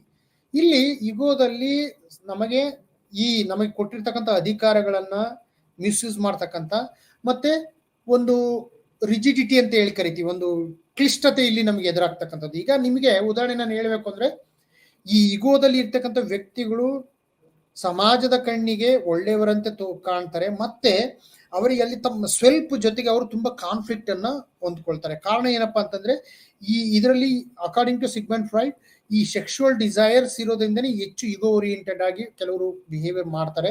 ಕೆಲವೊಂದು ಸತಿ ಈ ಸಂದರ್ಭಗಳಲ್ಲಿ ಅವರು ತಮ್ಮ ಒಂದು ಲೈಂಗಿಕ ಕಾಮನೆಗಳನ್ನು ಒದಗಿಸಿಟ್ಟಿರ್ತಾರೆ ಅಂತಾನು ಕೂಡ ಸಿಗ್ಮಂಡ್ ಫ್ರಾಯ್ಡ್ ಅವ್ರು ಹೇಳ್ತಾರೆ. ಇದು ಟೋಟಲಿ ಒಂದು ಸಪ್ರೆಸ್ ಮಾಡೋದ್ರಿಂದ, ಆ ಥಾಟ್ಸ್ ಅನ್ನ ಸಪ್ರೆಸ್ ಮಾಡೋದ್ರಿಂದ ಈ ಇಗೋ ಒಂದು ಹೆಚ್ಚು ಏನಂತ ಕರಿತೀವಿ ನಾವು ಪರಿಣಾಮಕಾರಿಯಾಗಿ ಇಲ್ಲಿ ಅದನ್ನ ಮ್ಯಾನಿಫೆಸ್ಟ್ ಮಾಡ್ಬೋದು ಅಂತ ಹೇಳಿದ್ದಾರೆ. ಅದೇ ರೀತಿ ಸೂಪರ್ ಈಗೋಕ್ಕೆ ನಾವು ಬರೋದಾದ್ರೆ, ಸೂಪರ್ ಈಗೋ ವಿಷಯಗಳ ಬಗ್ಗೆ ನಾವು ಮಾತಾಡೋದಾದ್ರೆ, ಇದು based on intuitions and super conscious. ಏಕೆ ನಾವು ನಮಗೆ ಗೊತ್ತಿರಬೇಕು, ನಾವು ಕಾನ್ಶಿಯಸ್ ಆರ್ ಅನ್ಕಾನ್ಶಿಯಸ್ ಬಗ್ಗೆ ಮಾತಾಡಿದೀವಿ. ಇಲ್ಲಿ ವರ್ಡ್ ನಾವು ಏನ್ ಬಳಸ್ತಾ ಇದೀವಿ ಅಂದ್ರೆ ಸೂಪರ್ ಕಾನ್ಶಿಯಸ್ ಅಂತ. ಸೂಪರ್ ಕಾನ್ಶಿಯಸ್ ಅಂದ್ರೆ ಇಲ್ಲಿ ಅತಿ ಹೆಚ್ಚು ನಾವು ಏನು ಹೆಚ್ಚು ನಾವು ಯೋಚನೆ ಮಾಡೋವಾಗಿಲ್ಲ ಅಥವಾ ನಾವು ಸರ್ಪ್ರೈಸ್ ಆಗೋಂಗಿಲ್ಲ. ಇಲ್ಲಿ ಸೂಪರ್ ಕಾನ್ಶಿಯಸ್ ಅಂತಂದ್ರೆ super ego people are more aware of their behaviour ಅಂತ ಹೇಳಿ. ಅಂದ್ರೆ ಅವ್ರಿಗೆ ವರ್ತನೆಗಳಲ್ಲಿ ತನ್ನತನವನ್ನ ಹೆಚ್ಚು ಪ್ರಚುರಪಡಿಸೋಕೆ ಪ್ರಯತ್ನ ಮಾಡ್ತಾರೆ. ಇಗೋಗಿಂತ ಮತ್ತೆ ಇದ್ಗಿಂತನೂ ಕೂಡ ಸೂಪರ್ ಈಗೋ ಒಂದು ವಿಷಯದಲ್ಲಿ ಅವರು ತಮ್ಮ ವ್ಯಕ್ತಿತ್ವದ ಪರಿಚಯವನ್ನ ಹೊರ ಜಗತ್ತಿಗೆ ಹೆಚ್ಚು ಇಂಟ್ಯೂಷನ್ ಮೂಲಕ, ಹೆಚ್ಚು ಸೂಪರ್ ಕಾನ್ಶಿಯಸ್ ಆಗಿರೋದ್ರ ಮೂಲಕ, ಹೆಚ್ಚು ಪ್ರಜ್ಞೆಯನ್ನು ಹೊಂದಿಕೊಳ್ಳೋದ್ರ ಮೂಲಕ ತಾವು ಒಳ್ಳೆ ಕೆಲಸ ಮಾಡ್ತಾ ಇದ್ದೀವಿ, ಸಮಾಜದಲ್ಲಿ ತನ್ನ ನಡತೆಗಳನ್ನ ಪ್ರದರ್ಶನವನ್ನ ಮಾಡ್ತಕ್ಕಂಥದ್ದು. ಅವರಿಗೆ ಒಳ ಹಂತದಲ್ಲಿ ಅವರಿಗೆ ಅದೇ ರೀತಿ ಒಳ ಹಂತದಲ್ಲಿ ಒಳ ಇಂಟ್ರೋಸ್ಪೆಕ್ಷನ್ ಅಲ್ಲಿ ಕೂಡ ಅವರು ಹಾಗೆ ಇದ್ದಾರೆ ಅನ್ನೋದಕ್ಕೆ ಯಾವುದೇ ಗ್ಯಾರಂಟಿ ಇರೋದಿಲ್ಲ. ಅಲ್ಲಿ ಆ ಒಂದು ಸೂಪರ್ ಈಗೋವನ್ನ ನಾನು ಮೊದಲೇ ಹೇಳಿದಾಗ, ಈಗ ಧರ್ಮಗುರುಗಳಾಗಿರ್ಬೋದು ಅಥವಾ ಕೆಲ ಸಮಾಜ ಸೇವಕರಾಗಿರ್ಬೋದು, ಅವರು ಜನರಿಗೆ ಸೇವೆಯನ್ನ ಮಾಡ್ತಕ್ಕಂಥ ಒಂದು ಆಧಾರವನ್ನು ಇಟ್ಕೊಂಡು, ಜನರಿಗೆ ಸೇವೆಯನ್ನು ಮಾಡ್ತಕ್ಕಂಥ ಒಂದು ವಿಷಯ ಆಧಾರವಾಗಿ ಇಟ್ಟುಕೊಂಡು ಬೇರೆ ರೀತಿಯ ಒಂದು ಪ್ರೊಜೆಕ್ಷನ್ಸ್ ಅನ್ನು ಅವರು ಹಾಕೊಳ್ಬಹುದಾಗಿದೆ. ಸೊ ಹಾಗಾಗಿ ಆ ರೀತಿಯ ಒಂದು ವಿಷಯವನ್ನ ನಾವಿಲ್ಲಿ ಪ್ರಸ್ತಾವನೆ ಮಾಡ್ತಾ ಇದ್ದೀವಿ. ಇಲ್ಲಿ ಅನ್ಮೈಂಡ್ಫುಲ್ ಅಂಡ್ ಇನ್ಸೆನ್ಸಿಟಿವ್ ಟು ಲೆಸ್ ಅಂತ ಅಂದ್ರೆ ನೀವು ಅರ್ಥ ಮಾಡ್ಕೊಳ್ಬಹುದು. ನಾವು ಈಗ ಇದ್ದಲ್ಲಿ ಮಾತಾಡುವಾಗ ಅನ್ಮೈಂಡ್ಫುಲ್ ಅಂಡ್ ಇನ್ಸೆನ್ಸಿಟಿವ್ ಜಾಸ್ತಿ ಇತ್ತು. ಯಾಕೆ ಜಾಸ್ತಿ ಇತ್ತು ಅಂತ ಹೇಳಿದ್ರೆ, ಇದ್ದಲ್ಲಿ ನಮಗೆ ಯಾವುದೇ ರೀತಿಯ ಸೋಷಿಯಲ್ ಡಿಸೈರಬಿಲಿಟಿ ನಮಗೆ ಇರೋದಿಲ್ಲ. ನಮಗೆ ಅಲ್ಲಿ ಕೇವಲ ನಮ್ಮ ಹ್ಯಾಪಿನೆಸ್ ಮುಖ್ಯವಾಗಿರುತ್ತೆ, ನಮ್ಮ ಖುಷಿ ಏನಿದೆ ಅದೇ ಕೂಡ ಅದಷ್ಟು ಮಾತ್ರ ಮುಖ್ಯವಾಗಿರ್ತಕ್ಕಂಥದ್ದು ಅಂತೇಳಿ. ಸೊ ಹಾಗೆ ಈ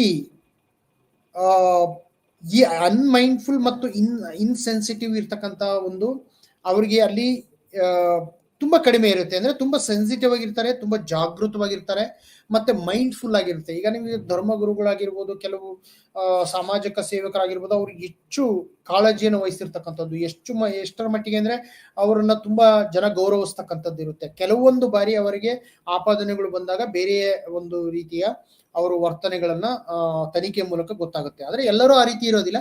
ಆದ್ರೆ ಕೆಲವು ವ್ಯಕ್ತಿಗಳು ನಾವು ಸಮಾಜದಲ್ಲಿ ಅಥವಾ ಪತ್ರಿಕೆಯಲ್ಲಿ ಓದಿರ್ತೀವಿ, ನಮ್ಮ ಒಂದು ನಿರೀಕ್ಷೆಗೆ ತಕ್ಕಂತೆ ಅವರು ತಮ್ಮ ವರ್ತನೆಯನ್ನ ಮಾಡದೇ ಇದ್ದಾಗ, ಹುಸಿಯಾದಾಗ ಅವರ ಸೂಪರ್ ಈಗೋ ಕಳಿಸ್ತಕ್ಕಂಥದ್ದನ್ನ ನಾವು ನೋಡ್ತೀವಿ.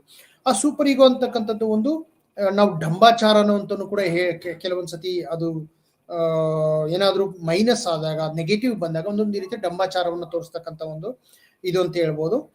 ಆಮೇಲೆ too much under grounded and isolated, ಈ ಹಂತದಲ್ಲಿ ಅವರು ತಮ್ಮ ವ್ಯಕ್ತಿತ್ವವನ್ನು ಹೆಚ್ಚು ಸಪ್ರೆಸ್ ಆಗಿ ಇಟ್ಕೊಳ್ಳೋದ್ರಿಂದ ಟೂ ಮಚ್ ಏನಂತ ನಾವು ಐಸೋಲೇಟೆಡ್ ಆಗಿ ಅವರು ಕೆಲಸವನ್ನು ಮಾಡ್ತಾರೆ. ಅನ್ಗ್ರೌಂಡೆಡ್ ಆಗಿ ಇರ್ತಕ್ಕಂಥದ್ದು ಅಂತ ಹೇಳಿ, ಗ್ರೌಂಡೆಡ್ ಆಗಿರಲ್ಲ, ಅನ್ಗ್ರೌಂಡೆಡ್ ಆಗಿರ್ತಕ್ಕಂಥ ಒಂದು ವಿಷಯ. ಅಲ್ಲಿ ಗ್ರೌಂಡೆಡ್ ಹೆಚ್ಚಿರುತ್ತೆ, ಅಲ್ಲಿ ನಮ್ಮ ಒಂದು ಈದಲ್ಲಿ ನಮಗೆ ಗ್ರೌಂಡೆಡ್ ಆಗಿರ್ತಕ್ಕಂಥ ಆಕ್ಟಿವಿಟೀಸ್ಗಳು ಹೆಚ್ಚಿರುತ್ತೆ ಅಂತ ನಾವು ಅರ್ಥ ಮಾಡ್ಕೊಳ್ಬಹುದಾಗಿದೆ. ಸೊ ಇದು ಒಂದು ಪರ್ಸನಾಲಿಟಿ ಸ್ಟ್ರಕ್ಚರ್ ಆಫ್ ಪರ್ಸನಾಲಿಟಿ ಮಾಡಲು ಈದ್ ಮತ್ತೆ ಈಗೋ ಅಂಡ್ ಸೂಪರ್ ಈಗೋ ಅದರ ಮೂಲ ಲಕ್ಷಣಗಳೇನು ಅನ್ನೋದ್ರ ಬಗ್ಗೆನೂ ನಾವು ಅರ್ಥ ಮಾಡ್ಕೊಂಡ್ವಿ. ಮುಖ್ಯವಾಗಿ ಸೇಫ್ಟಿ ಅಂಡ್ ಎಂಜಾಯ್ಮೆಂಟ್ ಮುಖ್ಯವಾಗಿರ್ತಕ್ಕಂಥದ್ದು. ಇದ್ದು ಮಾರ್ಗದಲ್ಲಿ ಸೇಫ್ಟಿ ಮತ್ತು ಎಂಜಾಯ್ಮೆಂಟ್, ಖುಷಿ ಮತ್ತು ಸೇಫ್ಟಿ ಬಗ್ಗೆ ನೋಡುತ್ತೆ. ಯಾಕೆಂದ್ರೆ ಇಲ್ಲಿ ಪ್ರಮುಖವಾಗಿ ಸೆಕ್ಷುವಲ್ ಡಿಸೈರ್ಸ್ ಅನ್ನ ಫುಲ್ಫಿಲ್ ಮಾಡ್ತಕ್ಕಂಥದ್ದು ಅತಿ ಮುಖ್ಯವಾಗಿರುತ್ತೆ. Our self worth and will power ಇಲ್ಲಿ ಬಹಳ ಮುಖ್ಯ ಕೇಂದ್ರೀಕೃತವಾಗಿರ್ತಕ್ಕಂಥ ಒಂದು ಭಾಗ ಈಗೋ ಒಂದು ಪಾರ್ಟಲ್ಲಿ. ಅದೇ ರೀತಿ ಸೂಪರ್ ಈಗೋ ಒಂದು ಕೇಂದ್ರೀಕೃತವಾಗಿರ್ತಕ್ಕಂಥ ಒಂದು ಪಾರ್ಟ್ ಅನ್ನು ನಾವು ಸೈಕಿಯಲ್ಲಿ ಕಾಣಬಹುದಾಗಿದೆ. ಸೊ ಇಲ್ಲಿವರೆಗೂ ನಾವು ಅರ್ಥ ಮಾಡ್ಕೊಂಡ್ವಿ ಸಿಗ್ಮಂಡ್ ಫ್ರಾಯ್ಡ್ನ ಒಂದು ವಿಚಾರವನ್ನ. ತದನಂತರ ನಾವು ಬೇರೆ ಬೇರೆ ಹಂತಗಳಲ್ಲಿ ನೋಡ್ತಾ ಹೋಗೋಣ ನಾವು ಯಾವ ರೀತಿಯ ಒಂದು ವಿಷಯಗಳು ನಮಗೆ ಕಂಡು ಬರುತ್ತೆ ಅಂತೇಳಿ. ಈಗ ನಾವು ಸೈಕೋಸೆಕ್ಸುವಲ್ ಥಿಯರಿ ಮೂರನೇ ಹಂತ. ಮೊದಲನೇ ಹಂತದಲ್ಲಿ ನಾವು ಮಾತಾಡಿದ್ವಿ ಟೋಪೋಗ್ರಫಿಕ್ ಮಾಡೆಲ್ ಅಂತೇಳಿ. ಟೋಪೋಗ್ರಫಿಕ್ ಮಾಡೆಲ್ಗೆ ಸಂಬಂಧಪಟ್ಟ ಹಾಗೆ ನಾವು ಮಾಡಿದ ಅಥವಾ ಸ್ಥಳಾಕೃತಿಯ ರಚನೆ ಅಂದ್ರೆ ಒಂದು ಕಾನ್ಶಿಯಸ್ನೆಸ್ ಅನ್ಕಾನ್ಶಿಯಸ್ ಮಾಡೆಲ್ ಅಥವಾ ಐಸ್ಬರ್ಗ್ ಮಾಡೆಲ್ ಅಂತಕ್ಕಂಥದ್ರ ಬಗ್ಗೆ ಡಿಸ್ಕಷನ್ ಮಾಡಿದ್ವಿ. ಎರಡನೇದು ನಾವು ಸ್ಟ್ರಕ್ಚರ್ ಆಫ್ ಪರ್ಸನಾಲಿಟಿ ಮಾಡೆಲ್ ಬಗ್ಗೆ ಡಿಸ್ಕಸ್ ಮಾಡಿದ್ವಿ. ಅದರಲ್ಲಿ ಮುಖ್ಯವಾದಂತಹ ಪಾತ್ರ ಏನಪ್ಪಾ ಅಂತ ಹೇಳಿದ್ರೆ 3 ಕ್ಯಾಟಗರಿಯನ್ನು ನಾವು ಮಾಡಿದ್ವಿ. ಈಗೋ, ಸೂಪರ್ ಈಗೋ ಅಂತೇಳಿ. ಅದರ ಲಕ್ಷಣಗಳು ಏನು ಅಂತಕ್ಕಂಥ ವಿಚಾರವನ್ನು ಕೂಡ ನಾವು ಚರ್ಚೆ ಮಾಡಿದ್ವಿ. ಅದನ್ನು ಕೂಡ ನಿಮಗೆ ಅರ್ಥ ಆಯ್ತು ಅಂತ ಅನ್ಕೊಂಡಿದ್ದೀನಿ. ಈಗ ನಾವು ಮೂರನೆಯ ಹಂತವಾದಂತ ಸಿಗ್ಮಂಡ್ ಫ್ರಾಯ್ಡ್ ವಿವರಣೆ ಮೂರನೇ ಹಂತಕ್ಕೆ ನಾವು ಹೋಗೋಣ. ಅದರಲ್ಲಿ ಮುಖ್ಯವಾಗಿ ಓರಲ್ ಸ್ಟೇಜ್ 5 ಹಂತಗಳಲ್ಲಿ ನಾವು ಈ ವಿಷಯವನ್ನ ಅವರು ಕೊಡ್ತಾರೆ. ಅದರಲ್ಲಿ ಮುಖ್ಯವಾಗಿ ಓರಲ್ ಸ್ಟೇಜ್ ಅಂತಕ್ಕಂಥದ್ದು ಅಂದ್ರೆ ಹುಟ್ಟಿನಿಂದ 1 ವರ್ಷದ ಮಗುವಿಗೆ ನಾವು ಓರಲ್ ಸ್ಟೇಜ್ ಅಂತ ಲಿಬಿಡೋ ಅಂತ ಹೇಳಿ ಕರಿತೀವಿ. ಇಲ್ಲಿ ಎಲ್ಲಾ ರೀತಿಯ ಒಂದು ಆಕ್ಟಿವಿಟೀಸ್ ಮಗು ಒಂದು ಮೌತ್ ಅಲ್ಲಿ ಅಂದ್ರೆ ಬಾಯಿಯಲ್ಲಿ ಮಾಡ್ತಕ್ಕಂಥದ್ದು. ಅಂದ್ರೆ ಒಂದು ಸ್ಯಾಟಿಸ್ಫ್ಯಾಕ್ಷನ್ ಅನ್ನ ಅಂದ್ರೆ ಈ ಸೆಕ್ಸುವಲ್ ಆಸ್ಪೆಕ್ಟ್ ಅನ್ನ ನಾವು ಮಗುವಿಗೆ ಯಾವಾಗ ಗೊತ್ತಾಗುತ್ತೆ ಅಂದ್ರೆ ಆ ಒಂದು ಬಾಯಿಯ ಮೂಲಕ ಒಂದು ಸೆನ್ಸೇಷನ್, ಸುಖದ ಒಂದು ಪರ್ಸೆಪ್ಷನ್ ಆಗ್ತಕ್ಕಂಥದ್ದು ಮಗುವಿಗೆ ಗೊತ್ತಾಗುತ್ತೆ. ನಿಧಾನವಾಗಿ ಮಗು ಕಲಿಯುತ್ತೆ. ಬಾಯಿಯ ಮೂಲಕ ನಾವು ಸುಖವನ್ನು ಪಡಿಬಹುದು. ಊಟ ಮಾಡುವುದ್ರ ಮೂಲಕ ಮತ್ತೆ ಬೇರೆ ರೀತಿಯ ಆಕ್ಟಿವಿಟೀಸ್ಗಳ ಮೂಲಕ ಮಗುವಿಗೆ ಗೊತ್ತಾಗುತ್ತೆ ಇದು ಈ ಒಂದು ಮೌತ್ ಅಂತಕ್ಕಂಥದ್ದು ಒಂದು ನಮ್ಮ ಒಂದು ಕಾಮನೆಗಳನ್ನ ಕೆರಳಿಸ್ತಕ್ಕಂಥ ಒಂದು ಅಂಗ ಆಗಿರುತ್ತೆ ಅಂತೇಳಿ. ಅದು ನಿಧಾನಕ್ಕೆ ಅದು ಮಗು ಬೆಳೀತಾ ಹೋದಂತೆ ತನ್ನ ಎಲ್ಲಾ ದೇಹದ ಭಾಗಗಳನ್ನ ಗುರುತಿಸ್ತಕ್ಕಂಥದ್ದು ಅಂತ. ನಾನು ಮೊದಲೇ ಪ್ಯೂಬರ್ಟಿ ಬಗ್ಗೆನೂ ಕೂಡ ಮಾತಾಡಿದ್ದೇನೆ. ಅದೇ ರೀತಿ ಲೈಕ್ ಮಗುಗೆ ಏನ್ ಗೊತ್ತಾಗುತ್ತೆ ಅಂದ್ರೆ ಈಗ ಸಕ್ಕಿಂಗ್ ಮಾಡ್ತಕ್ಕಂಥದ್ದು, ಆಮೇಲೆ ಬೈಟಿಂಗ್ ಮಾಡ್ತಕ್ಕಂಥದ್ದು, ಬ್ರೀಸ್ಟ್ ಫೀಡಿಂಗು, ಇದೆಲ್ಲ ಮಗುವಿಗೆ ಒಂದಲ್ಲ ಒಂದು ರೀತಿ ಸುಖದ ಒಂದು ಅನುಭೂತಿ ಆಗ್ತಕ್ಕಂಥದ್ದು ಮಗುವಿಗೆ. ಅದು ಮಗುವಿಗೆ ಪ್ರಪ್ರಥಮವಾಗಿ ಮಗು ಅದರ ಅನುಭವಕ್ಕೆ ಬರುತ್ತೆ. ಆದ್ರೆ ಅದಕ್ಕೆ ಪೂರ್ಣವಾದಂತ ವಿವರ ಗೊತ್ತೇ ಇಲ್ಲದಿದ್ರೂ ಕೂಡ ಆ ಒಂದು ಸುಖವನ್ನ ಅದು ಅನುಭವಿಸುತ್ತೆ ಅಂತ ಹೇಳಿ ನಾವು ಅರ್ಥ ಮಾಡ್ಕೊಳ್ಬಹುದಾಗಿದೆ.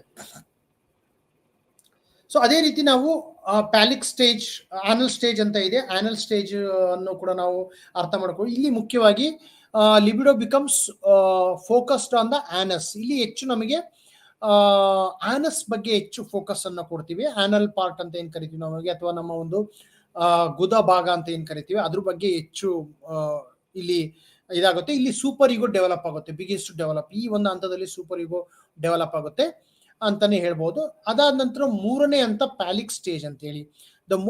ಇದು 3 ರಿಂದ 6ನೇ ವರ್ಷದ ಒಂದು ಹಂತದಲ್ಲಿ ನಾವು ಇದನ್ನ ಕಾಣ್ತೀವಿ.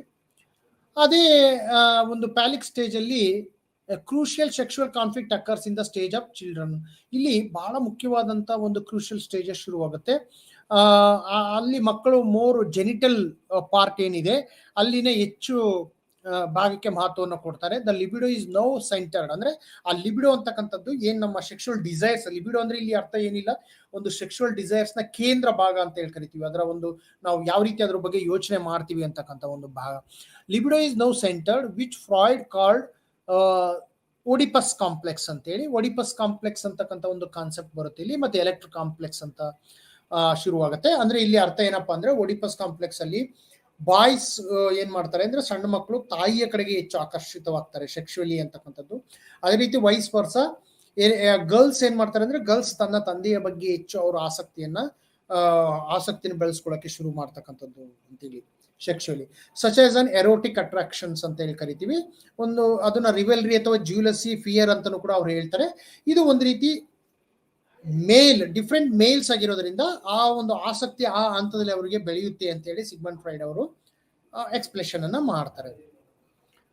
ಆಮೇಲೆ ನಂತರ ನಮಗೆ 6 ಇಯರಿಂದ ಒಂದು 6ನೇ ವರ್ಷದಿಂದ ಪ್ಯೂಬರ್ಟಿ ಹಂತಕ್ಕೆ ಬಂದಾಗ ಲೇಟೆನ್ಸಿ ಸ್ಟೇಜ್ ಶುರುವಾಗುತ್ತೆ. ಲೇಟೆನ್ಸಿ ಸ್ಟೇಜ್ ಅಲ್ಲಿ ನಮ್ಗೆ ಏನ್ ಮುಖ್ಯಪ್ಪ ಅಂತಂದ್ರೆ ಇದು ಮೋಸ್ಟ್ ಸ್ಟೇಬಲ್ ಸ್ಟೇಜ್ ಅಂತ ನಾವು ಹೇಳ್ಬೋದು. ಯಾಕಂದ್ರೆ ಇಲ್ಲಿ ಸಾಕಷ್ಟು ಸೆಕ್ಷುವಲ್ ಸಂಬಂಧಪಟ್ಟಾಗಿ ಹೆಚ್ಚು able to address the balance of morals and ಅದು ಸೂಪರ್ ಈಗೋ ಡೆವಲಪ್ಸ್. ಇಲ್ಲಿ ಸೂಪರ್ ಈಗೋ ಡೆವಲಪ್ ಆಗ್ತಕ್ಕಂಥದ್ದು. ಯಾಕಂದ್ರೆ ಲೇಟೆನ್ಸಿ ಸ್ಟೇಜ್ ಹಂತದಲ್ಲಿ ಚೈಲ್ಡ್ ತುಂಬಾನೇ ಎನರ್ಜಿಯನ್ನ ತೋರಿಸ್ತಕ್ಕಂಥದ್ದು, ಹೆಚ್ಚು ನಾಲೆಡ್ಜ್, ಆ ವಿಷಯದ ಬಗ್ಗೆ ಹೆಚ್ಚು ನಾಲೆಡ್ಜ್ ಅನ್ನ ಅದು ತಗೊಳ್ಳುತ್ತೆ. ನಮಗೆ ಗೊತ್ತಿರುವಾಗ ಈ ಪ್ಯೂಬರ್ಟಿ ಹಂತದಲ್ಲಿ ಸಾಕಷ್ಟು ಬದಲಾವಣೆಗಳಾಗೋದ್ರಿಂದ ಒಂದು ಲೈಂಗಿಕತೆ ಬಗ್ಗೆ ಹೆಚ್ಚು ಆಸಕ್ತಿ ಮಗುವಲ್ಲಿ ಬೆಳೆಯುತ್ತೆ. ಹದಿಹರೆಯ ಇಲ್ಲಿಂದಲೇ ಶುರುವಾಗೋದು. ಈ ಹಂತದಲ್ಲಿ ನಾವು ಹದಿಹರೆಯ ಅಂತ ಹೇಳ್ಬೋದಾಗಿದೆ. ಜೆನಿಟಲ್ ಸ್ಟೇಜ್ ಅಂತ ಬಂದಾಗ ಇಲ್ಲಿ ಕೊನೆಯ ಹಂತ, ಇಲ್ಲಿ ಪ್ಯೂಬರ್ಟಿ ಟು ಅಡಲ್ಟ್ ಅಂತ, ಅಂದ್ರೆ ಯೌವನದಿಂದ ಒಂದು ವಯಸ್ಕರ ಹಂತಕ್ಕೆ ಬರ್ತಕ್ಕಂಥದ್ದು. It is a time to adolescent to sexual experimentation the successful resolution. ಈ ಒಂದು ಹಂತದಲ್ಲಿ ಅವರು ಹೆಚ್ಚು ಲೈಂಗಿಕ ಆಸಕ್ತಿಯಲ್ಲಿ ಭಾಗವಹಿಸ್ತಾರೆ, ಹೆಚ್ಚು ಲೈಂಗಿಕ ಚಟುವಟಿಕೆಗಳಲ್ಲಿ ಭಾಗವಹಿಸಿ ಮತ್ತೆ ಅದರಲ್ಲಿ ತೃಪ್ತಿಯನ್ನು ಹೊಂದತಕ್ಕಂಥ, ಅದರಲ್ಲಿ ಸಾಕಷ್ಟು ಸಮಸ್ಯೆಗಳು ಕೂಡ ಬರಬಹುದು. ಬಟ್ ಈ ಒಂದು ಹಂತ ಜೆನಿಟಲ್ ಸ್ಟೇಜ್ ಅಂತಕ್ಕಂಥದ್ದು ಬಹಳ ಮುಖ್ಯವಾದಂತ ಒಂದು ಹಂತ ಅಂತ ಹೇಳಿ ನಾನು ರಿಪೀಟ್ ಮಾಡ್ತಾ ಇದ್ದೀನಿ. ಓರಲ್ ಸ್ಟೇಜ್ ಅಂತ ಮೊದಲೇ ಹಂತ, ಆನಲ್ ಸ್ಟೇಜ್ ಅಂತ ಹೇಳಿ ಬರ್ತಕ್ಕಂಥದ್ದು ಗುದಕ್ಕೆ ಸಂಬಂಧಪಟ್ಟಂತ, ಪ್ಯಾಲಿಕ್ ಸ್ಟೇಜ್ ಅಂತ ಹೇಳಿ, ಆಮೇಲೆ ಲೇಟೆನ್ಸಿ ಸ್ಟೇಜ್ ಅಂತ ಹೇಳಿ ಹೇಳ್ಬಹುದಾಗಿದೆ, ಆಮೇಲೆ ಜೆನಿಟಲ್ ಸ್ಟೇಜ್ ಅಂತ ಹೇಳಿ ಒಂದು ಹಂತವನ್ನು ನಾವು ಡಿಸ್ಕಷನ್ ಮಾಡಬಹುದಾಗಿದೆ. ಸೊ ಮುಂದಕ್ಕೆ ನಾವು ಈಗ ಸೆಕ್ಷುವಲ್ ಥಿಯರಿ 3 ಹಂತಗಳನ್ನ ನಾವು ತಿಳ್ಕೊಂಡ್ವಿ. ಈಗ ಒಂದು ಡಿಫೆನ್ಸ್ ಮೆಕ್ಯಾನಿಸಮ್ ಬಗ್ಗೆ ಸ್ವಲ್ಪ ನಾವು ವಿವರಣೆಯನ್ನು ನೋಡ್ಕೊಳ್ಳೋಣ. ಇದು ಒಂದು ಸಿಗ್ಮಂಡ್ ಫ್ರೈಡ್ ವಿಚಾರದಲ್ಲಿ ಬಹಳ ಮುಖ್ಯ. ಇವರು ಹಲವಾರು ರೀತಿಯ ಡಿಫೆನ್ಸ್ ಮೆಕ್ಯಾನಿಸಮ್, ಡಿಫೆನ್ಸ್ ಅಂದ್ರೆ ತಮ್ಮನ್ನು ತಾವು ರಕ್ಷಣೆ ಮಾಡ್ಕೊಳ್ಳೋಕೆ ಕೆಲವೊಂದು ತಮ್ಮ ವರ್ತನೆಗಳನ್ನ ತಪ್ಪನ್ನು ತಿದ್ಕೊಳ್ಳೋದಕ್ಕೆ ನಾವು ಕೆಲವೊಂದು ಡಿಫೆನ್ಸ್ ಅನ್ನ, ರಕ್ಷಣೆಯನ್ನ ಮೆಕ್ಯಾನಿಸಮ್, ತಂತ್ರ, ರಕ್ಷಣೆಯ ತಂತ್ರ ಅಂತೇಳಿ ನಾವು ಕರಿತೀವಿ. ಅದರಲ್ಲಿ ನಾವು ಕೆಲವೊಂದನ್ನು ನೋಡೋಣ. ಈಗ ಪ್ರೊಜೆಕ್ಷನ್ ಅಂತ ಹೇಳಿರ್ತೀವಿ. ಈಗ ಪ್ರೊಜೆಕ್ಷನ್ ಅಂತ ಹೇಳಿದ್ರೆ ನಾವು ಕೆಲವು ರೀತಿಯ ನಮ್ಮ ಮನಸ್ಸಿಗೆ ಕೆಲವೊಂದು ವಿಚಾರಗಳನ್ನ ಪ್ರೊಜೆಕ್ಟ್ ಮಾಡಿಕೊಂಡು ಅಥವಾ ನಮ್ಮ ಮನಸ್ಸಿಗೆ ಸರಿ ಹೊಂದುವಂತಹ ಪ್ರೊಜೆಕ್ಷನ್ ಮಾಡಿಕೊಂಡು ಬೇರೆಯವರ ಮೇಲೆ ಆ ಪ್ರೊಜೆಕ್ಷನ್ ಅನ್ನ ಆಗ್ತಕ್ಕಂಥದ್ದು ಅಂತ. ನಮ್ಮ ಕೆಲವು ಮನಸ್ಸಿಗೆ ಸಂಬಂಧಪಟ್ಟಂತ ಯೋಚನೆಗಳನ್ನ ಅಥವಾ ನಮ್ಮ ಮನಸ್ಸಿಗೆ ಇಡಿಸುವಂತ ಕೆಲಸ ಆಗಬೇಕು ಅಂತೇಳಿ ಅದನ್ನ ಬೇರೆಯವರ ಮೇಲೆ ಅದನ್ನ ನಾವು ಓಡಿಸಕ್ಕೆ ಶುರು ಮಾಡ್ತೀವಿ. ಅದೇ ರೀತಿ ಸಬ್ಲಿಮೇಷನ್ ಅಂತೇಳಿ ನಾವು ಮಾತಾಡ್ತೀವಿ. ಸಬ್ಲಿಮೇಷನ್ ಅಂತಕ್ಕಂಥದ್ದು ಕೂಡ ಬಹಳ ಮುಖ್ಯವಾದಂತ ಒಂದು ವಿಚಾರ ಅಂತಾನೆ ಹೇಳ್ಬೋದು. ಸೊ ಹಾಗಾಗಿ ಈಗ ನಮಗೆ ಈ ರೀತಿಯ ಈಗ ರಿಪ್ರೆಷನ್ ಅಂತಾನು ನಾವು ಅರ್ಥ ಮಾಡ್ಕೊಳ್ಬಹುದು. ರಿಪ್ರೆಷನ್ ಅಂತಂದ್ರೆ ಏನು ಅಂದ್ರೆ ಯಾವುದೇ ಒಂದು ಯೋಚನೆಗಳನ್ನ ರಿಪ್ರೆಸ್ ಮಾಡ್ತಕ್ಕಂಥದ್ದು. ಆ ಒಂದು ರಿಪ್ರೆಷನ್ ಯಾವ ರೀತಿ ಇರುತ್ತೆ ಅಂತ ಹೇಳಿದ್ರೆ, ಈಗ ನಮಗೆ ಮನಸ್ಸಿನಲ್ಲಿ ಕೆಲವೊಂದು ವಿಚಾರಗಳನ್ನ ನಾವು ಹುದುಗಿಸಿಟ್ಕೊಂಡು ಆ ರಿಪ್ರೆಸ್ ಆಗದೆ ಅದನ್ನ ಎಕ್ಸ್ಪ್ರೆಸ್ ಮಾಡದೇ ಇರತಕ್ಕಂಥ ಸಂದರ್ಭದಲ್ಲಿ ಆಗ ನಮಗೆ ಮನಸ್ಸಿಗೆ ಕೆಲವೊಂದು ವಿಚಾರಗಳನ್ನ ಹುದುಗಿಸಿಡತಕ್ಕಂಥ ಸಿಚುವೇಶನ್ಸ್ ಬರುತ್ತೆ. ಸೊ ಆ ಒಂದು ಹಂತಕ್ಕೆ ಬಂದಾಗ ನಾವು ಅದನ್ನು ರಿಪ್ರೆಷನ್ ಅಂತ ಕರಿತೀವಿ. ರಿಪ್ರೆಷನ್ ನಾವು ಸಾಕಷ್ಟು ವಿಷಯಗಳನ್ನ ನಾವು ರಿಪ್ರೆಷನ್ ಮಾಡ್ತಕ್ಕಂಥ ಒಂದು ಸಾಧ್ಯತೆಗಳು ಇರುತ್ತೆ ಅಂತ ಹೇಳಿ. ಸೊ ಹಾಗೆ ಅದೇ ರೀತಿ ನಮಗೆ ಈ ರ್ಯಾಷನಲೈಸೇಷನ್ ಅಂತಾನು ನಾವು ಹೇಳ್ಬೋದು. ಮತ್ತೆ ರಿಗ್ರೆಷನ್ ಆಗ್ತಕ್ಕಂಥದ್ದು ಅಂತಾನೆ ಹೇಳ್ಬೋದು. ರಿಗ್ರೆಷನ್ ಅಂತಂದ್ರೆ ನಮಗೆ ಯಾವುದೇ ಒಂದು ವಿಚಾರವನ್ನ ನಮಗೆ ಅಂದುಕೊಂಡಿರ್ತಕ್ಕಂಥ ವಿಚಾರಗಳನ್ನ ಹೆಚ್ಚು ನಮಗೆ ಅದು ಪರಿಪೂರ್ಣವಾಗಿ ನಾವು ಅದನ್ನ ಸಾಧಿಸದೇ ಇರ್ತಕ್ಕಂಥ ಒಂದು ವಿಚಾರ ಬಂದಾಗ ಅಲ್ಲಿ ನಮಗೆ ಒಂದು ರಿಗ್ರೆಸ್ ಆಗ್ತಕ್ಕಂಥ ಒಂದು ಸಾಧ್ಯತೆಗಳು ಇರುತ್ತೆ. ಸೊ ಅದನ್ನ ನಾವು ಇನ್ನೊಮ್ಮೆ ಹೆಚ್ಚು ಡಿಟೇಲ್ ಅದ್ರ ಬಗ್ಗೆ ಮಾತಾಡೋಣ. ಆದ್ರೆ ನಾನು ಸಾದಷ್ಟು ಕೆಲವು ವಿಷಯಗಳನ್ನ ನಾನು ನಿಮಗೆ ಹೇಳ್ತಾ ಇದ್ದೇನೆ ಡಿಫೆನ್ಸ್ ಮೆಕ್ಯಾನಿಸಮ್ ಬಗ್ಗೆ. ರ್ಯಾಷನಲೈಸೇಷನ್ ಅಂತಂದ್ರೆ ಏನಪ್ಪಾ ಅಂದ್ರೆ ಅದು ಒಂದು ನಾವು ಯಾವುದೇ ಒಂದು ನಮ್ಮ ತಪ್ಪನ್ನ ಮುಚ್ಚಿಡಲು ನಾವು ಒಂದು ರ್ಯಾಷನಲೈಸ್ ಆಗಿ ಮಾತಾಡ್ತೀವಿ. ಅಂದ್ರೆ ಈಗ ಅದನ್ನ ತರ್ಕಬದ್ಧವಾಗಿ ನಮ್ಮ ತಪ್ಪನ್ನ ಮುಚ್ಚಿಕೊಳ್ಳಲು ನಾವು ತರ್ಕಬದ್ಧವಾಗಿ ಮಾತಾಡ್ತಕ್ಕಂಥದ್ದು ಅಂತ ಹೇಳಿ ಹೇಳ್ತೀವಿ. ಸೊ ಅದೇ ರೀತಿ ಬೇರೆ ಬೇರೆ ರೀತಿಯ ಈಗ ಕಂಪೆನ್ಸೇಷನ್ ಅಂತಕ್ಕಂಥದ್ದು ಇದೆ. ಈಗ ನಾವು ನಮ್ಮ ತಪ್ಪನ್ನು ಮುಚ್ಚಿಕೊಡಲು ಕೆಲವು ವಿಚಾರಗಳು, ಈಗ ನಮ್ಮ ಸ್ನೇಹಿತರೊಂದಿಗೆ ನಾವು ಏನೋ ಒಂದು ಕಂಪೆನ್ಸೇಟ್ ಮಾಡ್ತಕ್ಕಂಥದ್ದು. ಈಗ ಉದಾಹರಣೆಗೆ ನಾವು ಹೇಳ್ಬೇಕಪ್ಪ ಅಂದ್ರೆ, ಈಗ ನಾನು ನನ್ನ ಸ್ನೇಹಿತನ ಬಗ್ಗೆ ಏನೋ ತಪ್ಪಾಗಿ ಮಾತಾಡಿದ್ದೆ ಅಂತ ಇಟ್ಕೊಳ್ಳೋಣ. ಅಥವಾ ಆ ಒಂದು ತಪ್ಪಾಗಿ ಮಾತಾಡಿರ್ತಕ್ಕಂಥ ವಿಷಯವನ್ನ ಇನ್ನೊಬ್ಬ ಯಾರೋ ಸ್ನೇಹಿತ ಬಂದು ನನಗೆ ಹೇಳಿದಾಗ ನಾನು ಆ ಸ್ನೇಹಿತನನ್ನ ಸಂತೈಕೆ ಮಾಡೋಕ್ಕೋಸ್ಕರ ಏನೋ ಒಂದು ಕಂಪೆನ್ಸೇಟ್ ಆಗಿ ಕೊಡ್ತಕ್ಕಂಥದ್ದು ಅಂತ ಹೇಳಿ. ಇಲ್ಲಿ ಏನಪ್ಪಾ ಅರ್ಥ ಆಗುತ್ತೆ ಅಂದ್ರೆ, ನಾವು ನಮ್ಮ ವ್ಯಕ್ತಿತ್ವವನ್ನು ಮುಚ್ಕೊಳ್ಳೋಕೆ ಪ್ರಯತ್ನ ಮಾಡ್ತೀವಿ ಅಥವಾ ನಮ್ಮ ತಪ್ಪನ್ನ ಮುಚ್ಕೊಳ್ಳೋಕೆ ಕಂಪೆನ್ಸೇಟ್ ಕೊಡ್ತಕ್ಕಂಥದ್ದು ಅಂತೇಳಿ.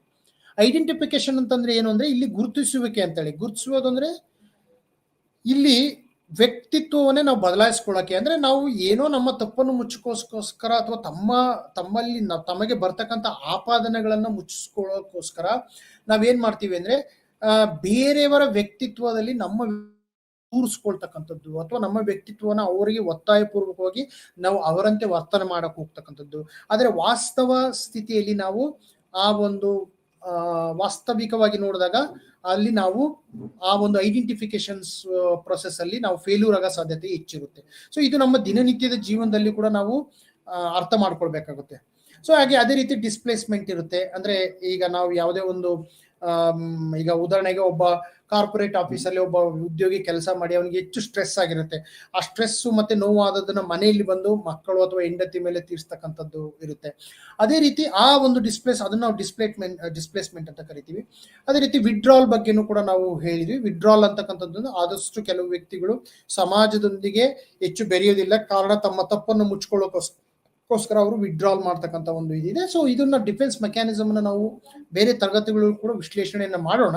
ಜಸ್ಟ್ ಇದು ಒಂದು ನಿಮಗೆ ಒಂದು ಪರಿಚಯದ ರೂಪದಲ್ಲಿ ಕೊಟ್ಟಿದ್ವಿ. ಇದು ಕೂಡ ಒಂದು ಸಿಗ್ಮಂಡ್ ಫ್ರಾಯ್ಡ್ನ ಬಹಳ ಮುಖ್ಯವಾದಂತ ಅಂತ ಹೇಳ್ಬೋದು.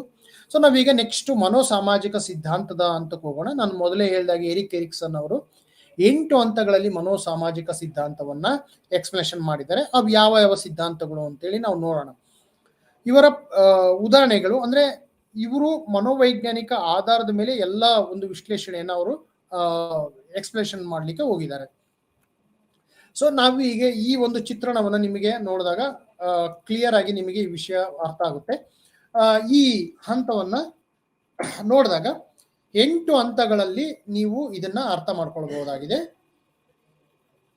ಇಲ್ಲಿ developmental stages of psychosocial development ಅಲ್ಲಿ ಪ್ರಪ್ರಥಮವಾಗಿ ನಮಗೆ ಕಂಡು ಬರ್ತಕ್ಕಂಥದ್ದು ಇನ್ಫ್ಯಾಂಟ್ ಅಂತ ಅಂದ್ರೆ ಇನ್ಫೆನ್ಸಿ ಅಂತ ಏನ್ ಕರಿತೀವಿ. ಇಲ್ಲಿ ಟ್ರಸ್ಟ್ ವರ್ಸಸ್ ಮಿಸ್ಟ್ರಸ್ಟ್ ಅಂತೇಳಿ ಪ್ರಥಮ ಹಂತ ಅಂತೇಳಿ, ಟ್ರಸ್ಟ್ ನಂಬಿಕೆ ಮತ್ತು ಒಂದು ಅಪನಂಬಿಕೆ ವಿಚಾರ ಇಲ್ಲಿ ಬರುತ್ತೆ. ಅಂದ್ರೆ ಇಲ್ಲಿ ಮಗು ತನ್ನ ಸುತ್ತಮುತ್ತಲ ವಾತಾವರಣವನ್ನ ಪ್ರಪ್ರಥಮವಾಗಿ ಯಾವ ರೀತಿ ತೆಗೆದುಕೊಳ್ಳುತ್ತೆ ಅಂದ್ರೆ ಬಹಳ ಮುಖ್ಯವಾಗಿ ನಮಗೆ ನಂಬಿಕೆ ಮುಖ್ಯವಾಗುತ್ತೆ. ಅದಾದ ನಂತರ ಈಗ ನಂಬಿಕೆ ಇಲ್ಲ ಅಂದ್ರೆ ಈಗ ತಂದೆ ತಾಯಿಗಳ ಮೇಲೆ ಮಗು ನಂಬುತ್ತೆ. ಅಂದ್ರೆ ಇನ್ಫ್ಯಾನ್ಸಿ ಯಾವಾಗಲೂ ಕೂಡ ತಂದೆ ತಾಯಿಗಳ ಮೇಲೆ ಹೆಚ್ಚು ಭರವಸೆನಿಟ್ಟಿರುತ್ತೆ. ಆಮೇಲೆ ಅಲ್ಲಿಗೆ ಏನಾದರೂ ಅವ್ರಿಗೆ ಮಿಸ್ಟ್ರಸ್ಟ್ ಇಲ್ಲಿ ಹೆಚ್ಚು ಆ ವಾತಾವರಣದಲ್ಲಿ ಮಿಸ್ಟ್ರಸ್ಟ್ ಡೆವಲಪ್ ಆಯ್ತು ಅಂದ್ರೆ ಮಗುವಿನ ಮಾನಸಿಕತೆ ಮೇಲೆ ತುಂಬಾ ಪರಿಣಾಮವನ್ನ ಬೀರ್ತಕ್ಕಂಥ ಸಾಧ್ಯತೆ ಇದೆ ಅಂತ ಹೇಳ್ಬೋದು. ಅದೇ ರೀತಿ autonomy versus Shem and doubt ಅಂತೇಳಿ.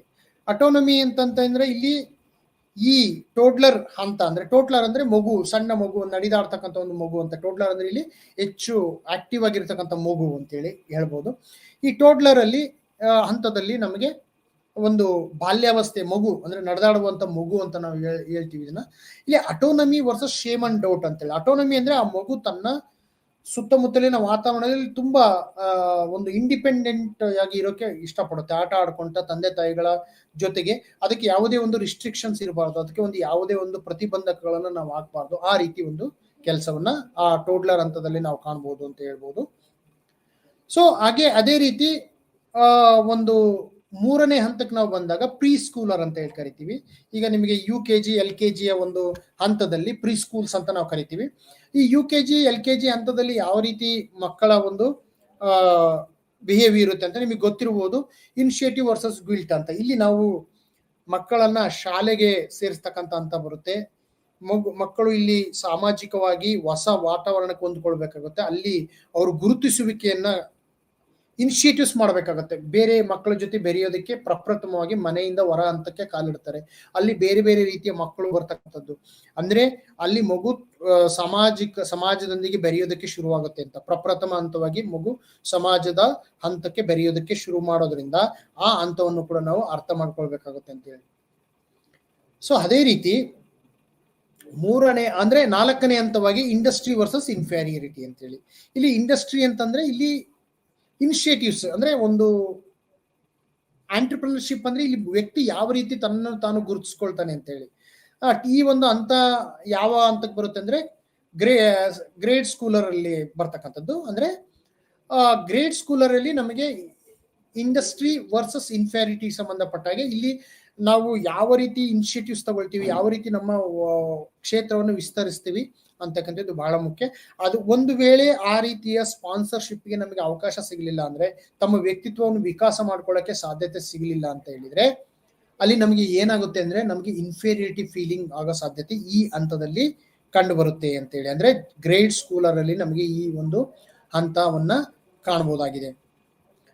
ನಂತರ ನಮಗೆ ಬಹಳ ಮುಖ್ಯವಾದಂತ ಒಂದು ಹಂತನೆ ಅಂತ ಹೇಳ್ಬೋದು. ಅದು ಏನಪ್ಪಾ ಅಂದ್ರೆ ಐಡೆಂಟಿಟಿ ವರ್ಸಸ್ ರೋಲ್ ಕನ್ಫ್ಯೂಷನ್ಸ್ ಅಂತ.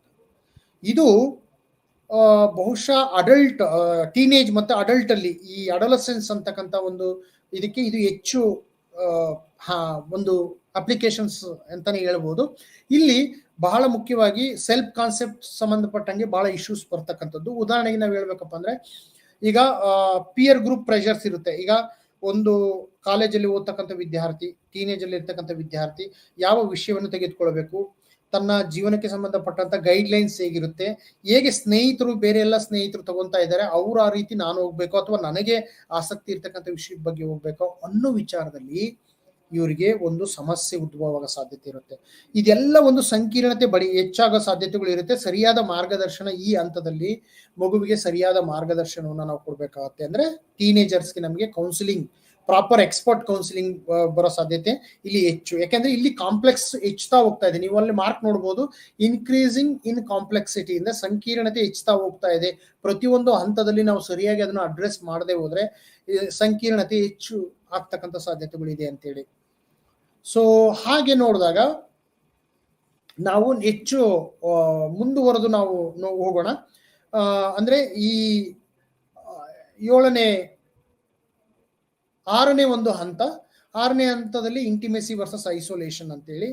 ಸೊ ಇಂಟಿಮೆಸಿ ವರ್ಸಸ್ ಐಸೋಲೇಷನ್ ಅಲ್ಲಿ ನಾವು ಒಂದು ಯಂಗ್ ಅಡಲ್ಟ್ ಬಗ್ಗೆ ನಾವು ಮೊದಲೇ ನಾನು ಹೇಳ್ದಂಗೆ ಅಡಲ್ಟ್ ಸ್ಟೇಜ್ ಅಂತಕ್ಕಂಥದ್ದು ಬಹಳ ಮುಖ್ಯ. ಇಲ್ಲಿ ರೆಸ್ಪಾನ್ಸಿಬಿಲಿಟೀಸ್ ಬರ್ತಕ್ಕಂಥದ್ದು, ಅಲ್ಲಿ ಇಂಟಿಮೇಟ್ ರಿಲೇಶನ್ಶಿಪ್ ಬರ್ತಕ್ಕಂಥದ್ದು. ಅಂದ್ರೆ ಇಲ್ಲಿ ಇಂಟಿಮೇಟ್ ಆಗಿದ್ರೆ ಅಂದ್ರೆ ಈ ಹಂತದಲ್ಲಿ ವ್ಯಕ್ತಿ ಮದುವೆಯ ಹಂತಕ್ಕೆ ಬರ್ತಕ್ಕಂಥದ್ದು, ಇಂಟರ್ಪರ್ಸನಲ್ ಆರ್ ಇಂಟ್ರಾಪರ್ಸನಲ್ ಹೆಚ್ಚಾಗ್ತಕ್ಕಂಥದ್ದು, ವ್ಯಕ್ತಿಗತ ಸಂಬಂಧಗಳು ಮತ್ತೆ ವ್ಯಕ್ತಿಯ ಜೊತೆಗಿನ ಇತರ ಜೊತೆಗಿನ ಸಂಬಂಧ, ಸಾಮಾಜಿಕ ಸಂಬಂಧಗಳು ಹೆಚ್ಚು ಬೆಳೀತಕ್ಕಂಥದ್ದು ಈ ಹಂತದಲ್ಲಿ.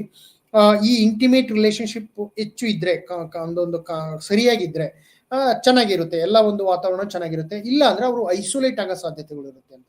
ಅಂದ್ರೆ ಖಿನ್ನತೆ ಬೆಳೀತಕ್ಕಂಥದ್ದು, ಹೆಚ್ಚು ಜನಸಂಪರ್ಕ ಕಡಿಮೆಯಾಗಿ ಒಂದು ಖಿನ್ನತೆಗೆ ಹೋಗ್ತಕ್ಕಂಥ ಸಾಧ್ಯತೆಗಳು ಇದೆ ಅಂತ ಹೇಳಿ. ಅದಾದ ನಂತರ ಒಂದು ಜನರೇಟಿವಿಟಿ ವರ್ಸಸ್ ಸ್ಟಾಗ್ನೇಷನ್ ಅಂತ ಹೇಳಿ ಮಿಡಲ್ ಏಜ್ ಅಡಲ್ಟ್ ಅಲ್ಲಿ ನಾವು ಕಾಣ್ತೀವಿ. ಇಲ್ಲಿ ಜನರೇಟಿವಿಟಿ ವರ್ಸಸ್ ಸ್ಟಾಗ್ನೇಷನ್ ಏನಪ್ಪಾ ಅಂತ ಹೇಳಿದ್ರೆ, ಯಾವ ರೀತಿ ಅಡಲ್ಟ್ ಆಗಿ ಅವರು ಯಾವ ರೀತಿ ಕನ್ಸ್ಟ್ರಕ್ಟಿವ್ ಆಗಿ ಕೆಲಸ ಮಾಡ್ತಾರೆ, ಯಾವ ರೀತಿ ಕನ್ಸ್ಟ್ರಕ್ಟಿವ್ ಆಗಿ ಲೈಫ್ ಅನ್ನ ತಗೊಳ್ತಾರೆ ಅಂತಕ್ಕಂಥ ಒಂದು ಹಂತಕ್ಕೆ ಅವರು ಹೇಳ್ಬೋದಾಗಿದೆ. ಮತ್ತೆ ಸ್ಟಾಗ್ನೇಷನ್ಸ್, ಇಲ್ಲಿ ಈ ಹಂತದಲ್ಲಿ ಏನಾದರೂ ಸಮಸ್ಯೆ ಆಗಿದ್ರೆ ಅವ್ರಿಗೆ ಸ್ಟಾಗ್ನೇಷನ್ಸ್ ಆಗೋ ಸಾಧ್ಯತೆಗಳಿರುತ್ತೆ. ಸೊ ಹೀಗಾಗಿ ಕೊನೆಯ ಹಂತ ಇಂಟೆಗ್ರಿಟಿ ವರ್ಸಸ್ ಡಿಸ್ಪೈರ್ ಅಂತೇಳಿ. ಸೊ ಹಾಗಾಗಿ ಇಲ್ಲಿ ಲಾಸ್ಟ್ ಅಂತ ಅಂದ್ರೆ ಓಲ್ಡರ್ ಅಡಲ್ಟ್ ಅಲ್ಲಿ ಒಂದು ಎಂಟೈರ್ ಲೈಫ್ ಅನ್ನ ನೋಡ್ತಾರೆ, ಒಂದು ಜೀವನವನ್ನು ಅವ್ರು ಹೇಗೆ ಕಳೆದ್ರು, ಯಾವ ರೀತಿ ಅವರು ಯಶಸ್ವಿಯಾಗಿ ಜೀವನವನ್ನ ನಡೆಸಿದ್ರು ಇಲ್ಲ ಅಂತಕ್ಕಂಥ ಒಂದು ಇದು. ಅಥವಾ ಇದನ್ನ ಸರಿಯಾಗಿ ನಡೆಸ್ತಾ ಇದ್ರು ಡಿಸ್ಪೇರ್ ಆಗೋ ಸಾಧ್ಯತೆ ಇರುತ್ತೆ, ದುಃಖವಾಗ್ತಕ್ಕಂಥ ಸಾಧ್ಯತೆ ಇರುತ್ತೆ, ಅವ್ರಿಗೆ ಒಂದು ಓವರ್ ಆಲ್ ಸ್ಯಾಟಿಸ್ಫ್ಯಾಕ್ಷನ್ಸ್ ಆಗದೆ ಇರ್ತಕ್ಕಂಥ ಸಾಧ್ಯತೆಗಳು ಹೆಚ್ಚಿರುತ್ತೆ ಅಂತೇಳಿ. ಸೊ ಇಲ್ಲಿಯವರೆಗೆ ನಾವು ಎಲ್ಲಾ ಹಂತಗಳನ್ನ ನೋಡಿದ್ವಿ. ಈಗ ಈ ಚಿತ್ರವನ್ನು ನೋಡಿದಾಗ ನೀವು ಬೇರೆ ಬೇರೆ ಹಂತವನ್ನ 8 ಹಂತಗಳನ್ನ ನೀವು ಕಾಣ್ಬೋದು ಈ ಚಿತ್ರದಲ್ಲಿ. ಸೊ ಈ ಒಂದು ಉಪಸಂಹಾರವನ್ನ ನಾವು ಬಂದಿದ್ದೀವಿ. ಈಗ ನಾವು ಈ 2 ಸೈಕಾಲಜಿಸ್ಟ್ನ ಹಂತಗಳ ಬಗ್ಗೆ ಮಾತಾಡಿದ್ವಿ. ನಾವು ಸಿಗ್ಮಂಡ್ ಫ್ರೈಡ್ನ ಹಂತಗಳನ್ನ, ಬೇರೆ ಬೇರೆ ರೀತಿಯ ಹಂತಗಳನ್ನು ನಾವು ಮಾತಾಡಿದ್ವಿ. ಅದರಲ್ಲೂ ಕೂಡ ಮುಖ್ಯವಾಗಿ ಈ ಟೋಪೋಗ್ರಫಿಕ್ ಮಾಡೆಲ್ ಅಂತಕ್ಕಂಥ ಒಂದು ವಿಷಯ ಬಗ್ಗೆನೂ ಕೂಡ ನಾವು ಮಾತಾಡಿದ್ವಿ. ಅದರ ನಂತರ ಸ್ಟ್ರಕ್ಚರ್ ಆಫ್ ಮಾಡೆಲ್ ಪರ್ಸನಾಲಿಟಿ ಬಗ್ಗೆನೂ ಮಾತಾಡಿದ್ವಿ. ಅದಾದ ನಂತರ ನಮಗೆ ಈ 8 ಹಂತಗಳು ಅಂದ್ರೆ ಇವರ ಎರಿಕ್ ಎರಿಕ್ಸನ್ ಅವರ 8 ಹಂತಗಳ ಬಗ್ಗೆ ಕೂಡ ನಾವು ಮಾತಾಡಿದ್ವಿ. ಸೊ ಈ 8 ಹಂತಗಳಲ್ಲಿ ಬೇರೆ ಬೇರೆ ರೀತಿಯ ಒಂದು ಏನಂತ ಕರಿತೀವಿ ನಾವು ಹಂತಗಳು ಅಂತ ಏನಿದೀವಿ, ಅದರಲ್ಲಿ ಬಾಲ್ಯದಿಂದ ಹಿಡಿದು ಮುಪ್ಪಿನವರೆಗೂ ಬೇರೆ ಬೇರೆ ರೀತಿಯ ಒಂದು ಡೆವಲಪ್ಮೆಂಟಲ್ ಸ್ಟೇಜ್ ಯಾವ ರೀತಿ ನಮ್ಮ ಒಂದು ಮನೋವೈಜ್ಞಾನಿಕತೆ ಮೇಲೆ ಪರಿಣಾಮವನ್ನು ಬೀರುತ್ತೆ ಅಂತಕ್ಕಂಥ ವಿಷಯದ ಬಗ್ಗೆನೂ ಕೂಡ ನಾವು ಚರ್ಚೆ ಮಾಡಿದ್ವಿ. ಸೊ ಈ ಒಂದು ಚರ್ಚೆಯ ಅಲ್ಲಿ ನಮಗೆ ಸಾಕಷ್ಟು ವಿಷಯಗಳು ಅರ್ಥ ಆಯ್ತು. ಏಕೆಂತಂದ್ರೆ ಇದು ಪ್ರತಿಯೊಂದು ಹಂತದಲ್ಲಿ ನಮಗೆ ಒಂದು ದೃಷ್ಟಿಕೋನವನ್ನು ಕೊಡುತ್ತೆ, ಒಂದು ಇನ್ಸೈಟ್ ಅಂತ ನಮಗೆ ಕೊಡುತ್ತೆ. ಸೊ ಹಾಗಾಗಿ ಈ ಈ ಒಂದು ತರಗತಿಯಲ್ಲಿ ನಾವು ಈ ಎರಡು ಸೈಕಾಲಜಿಸ್ಟ್, ಈ ಡೆವಲಪ್ಮೆಂಟಲ್ ಸ್ಟೇಜಸ್ ಅನ್ನು ಕೊಟ್ಟಿರ್ತಕ್ಕಂಥ ಇಬ್ಬರು ಮನೋವಿಜ್ಞಾನಿಗಳು, ಪ್ರಥಮವಾಗಿ ಸಿಗ್ಮಂಡ್ ಫ್ರೈಡ್ ಮತ್ತೆ ಎರಡನೇದಾಗಿ ನಮ್ಮ ಒಂದು ಎರಿಕ್ ಎರಿಕ್ಸನ್ ಅಂತ ಹೇಳಿ. ಸೊ ಈ ಒಂದು ತರಗತಿ ನಾನು ಇವತ್ತು ಮುಗಿಸ್ತಾ ಇದ್ದೀನಿ. ನಿಮ್ಮೆಲ್ಲರಿಗೂ ಧನ್ಯವಾದಗಳು.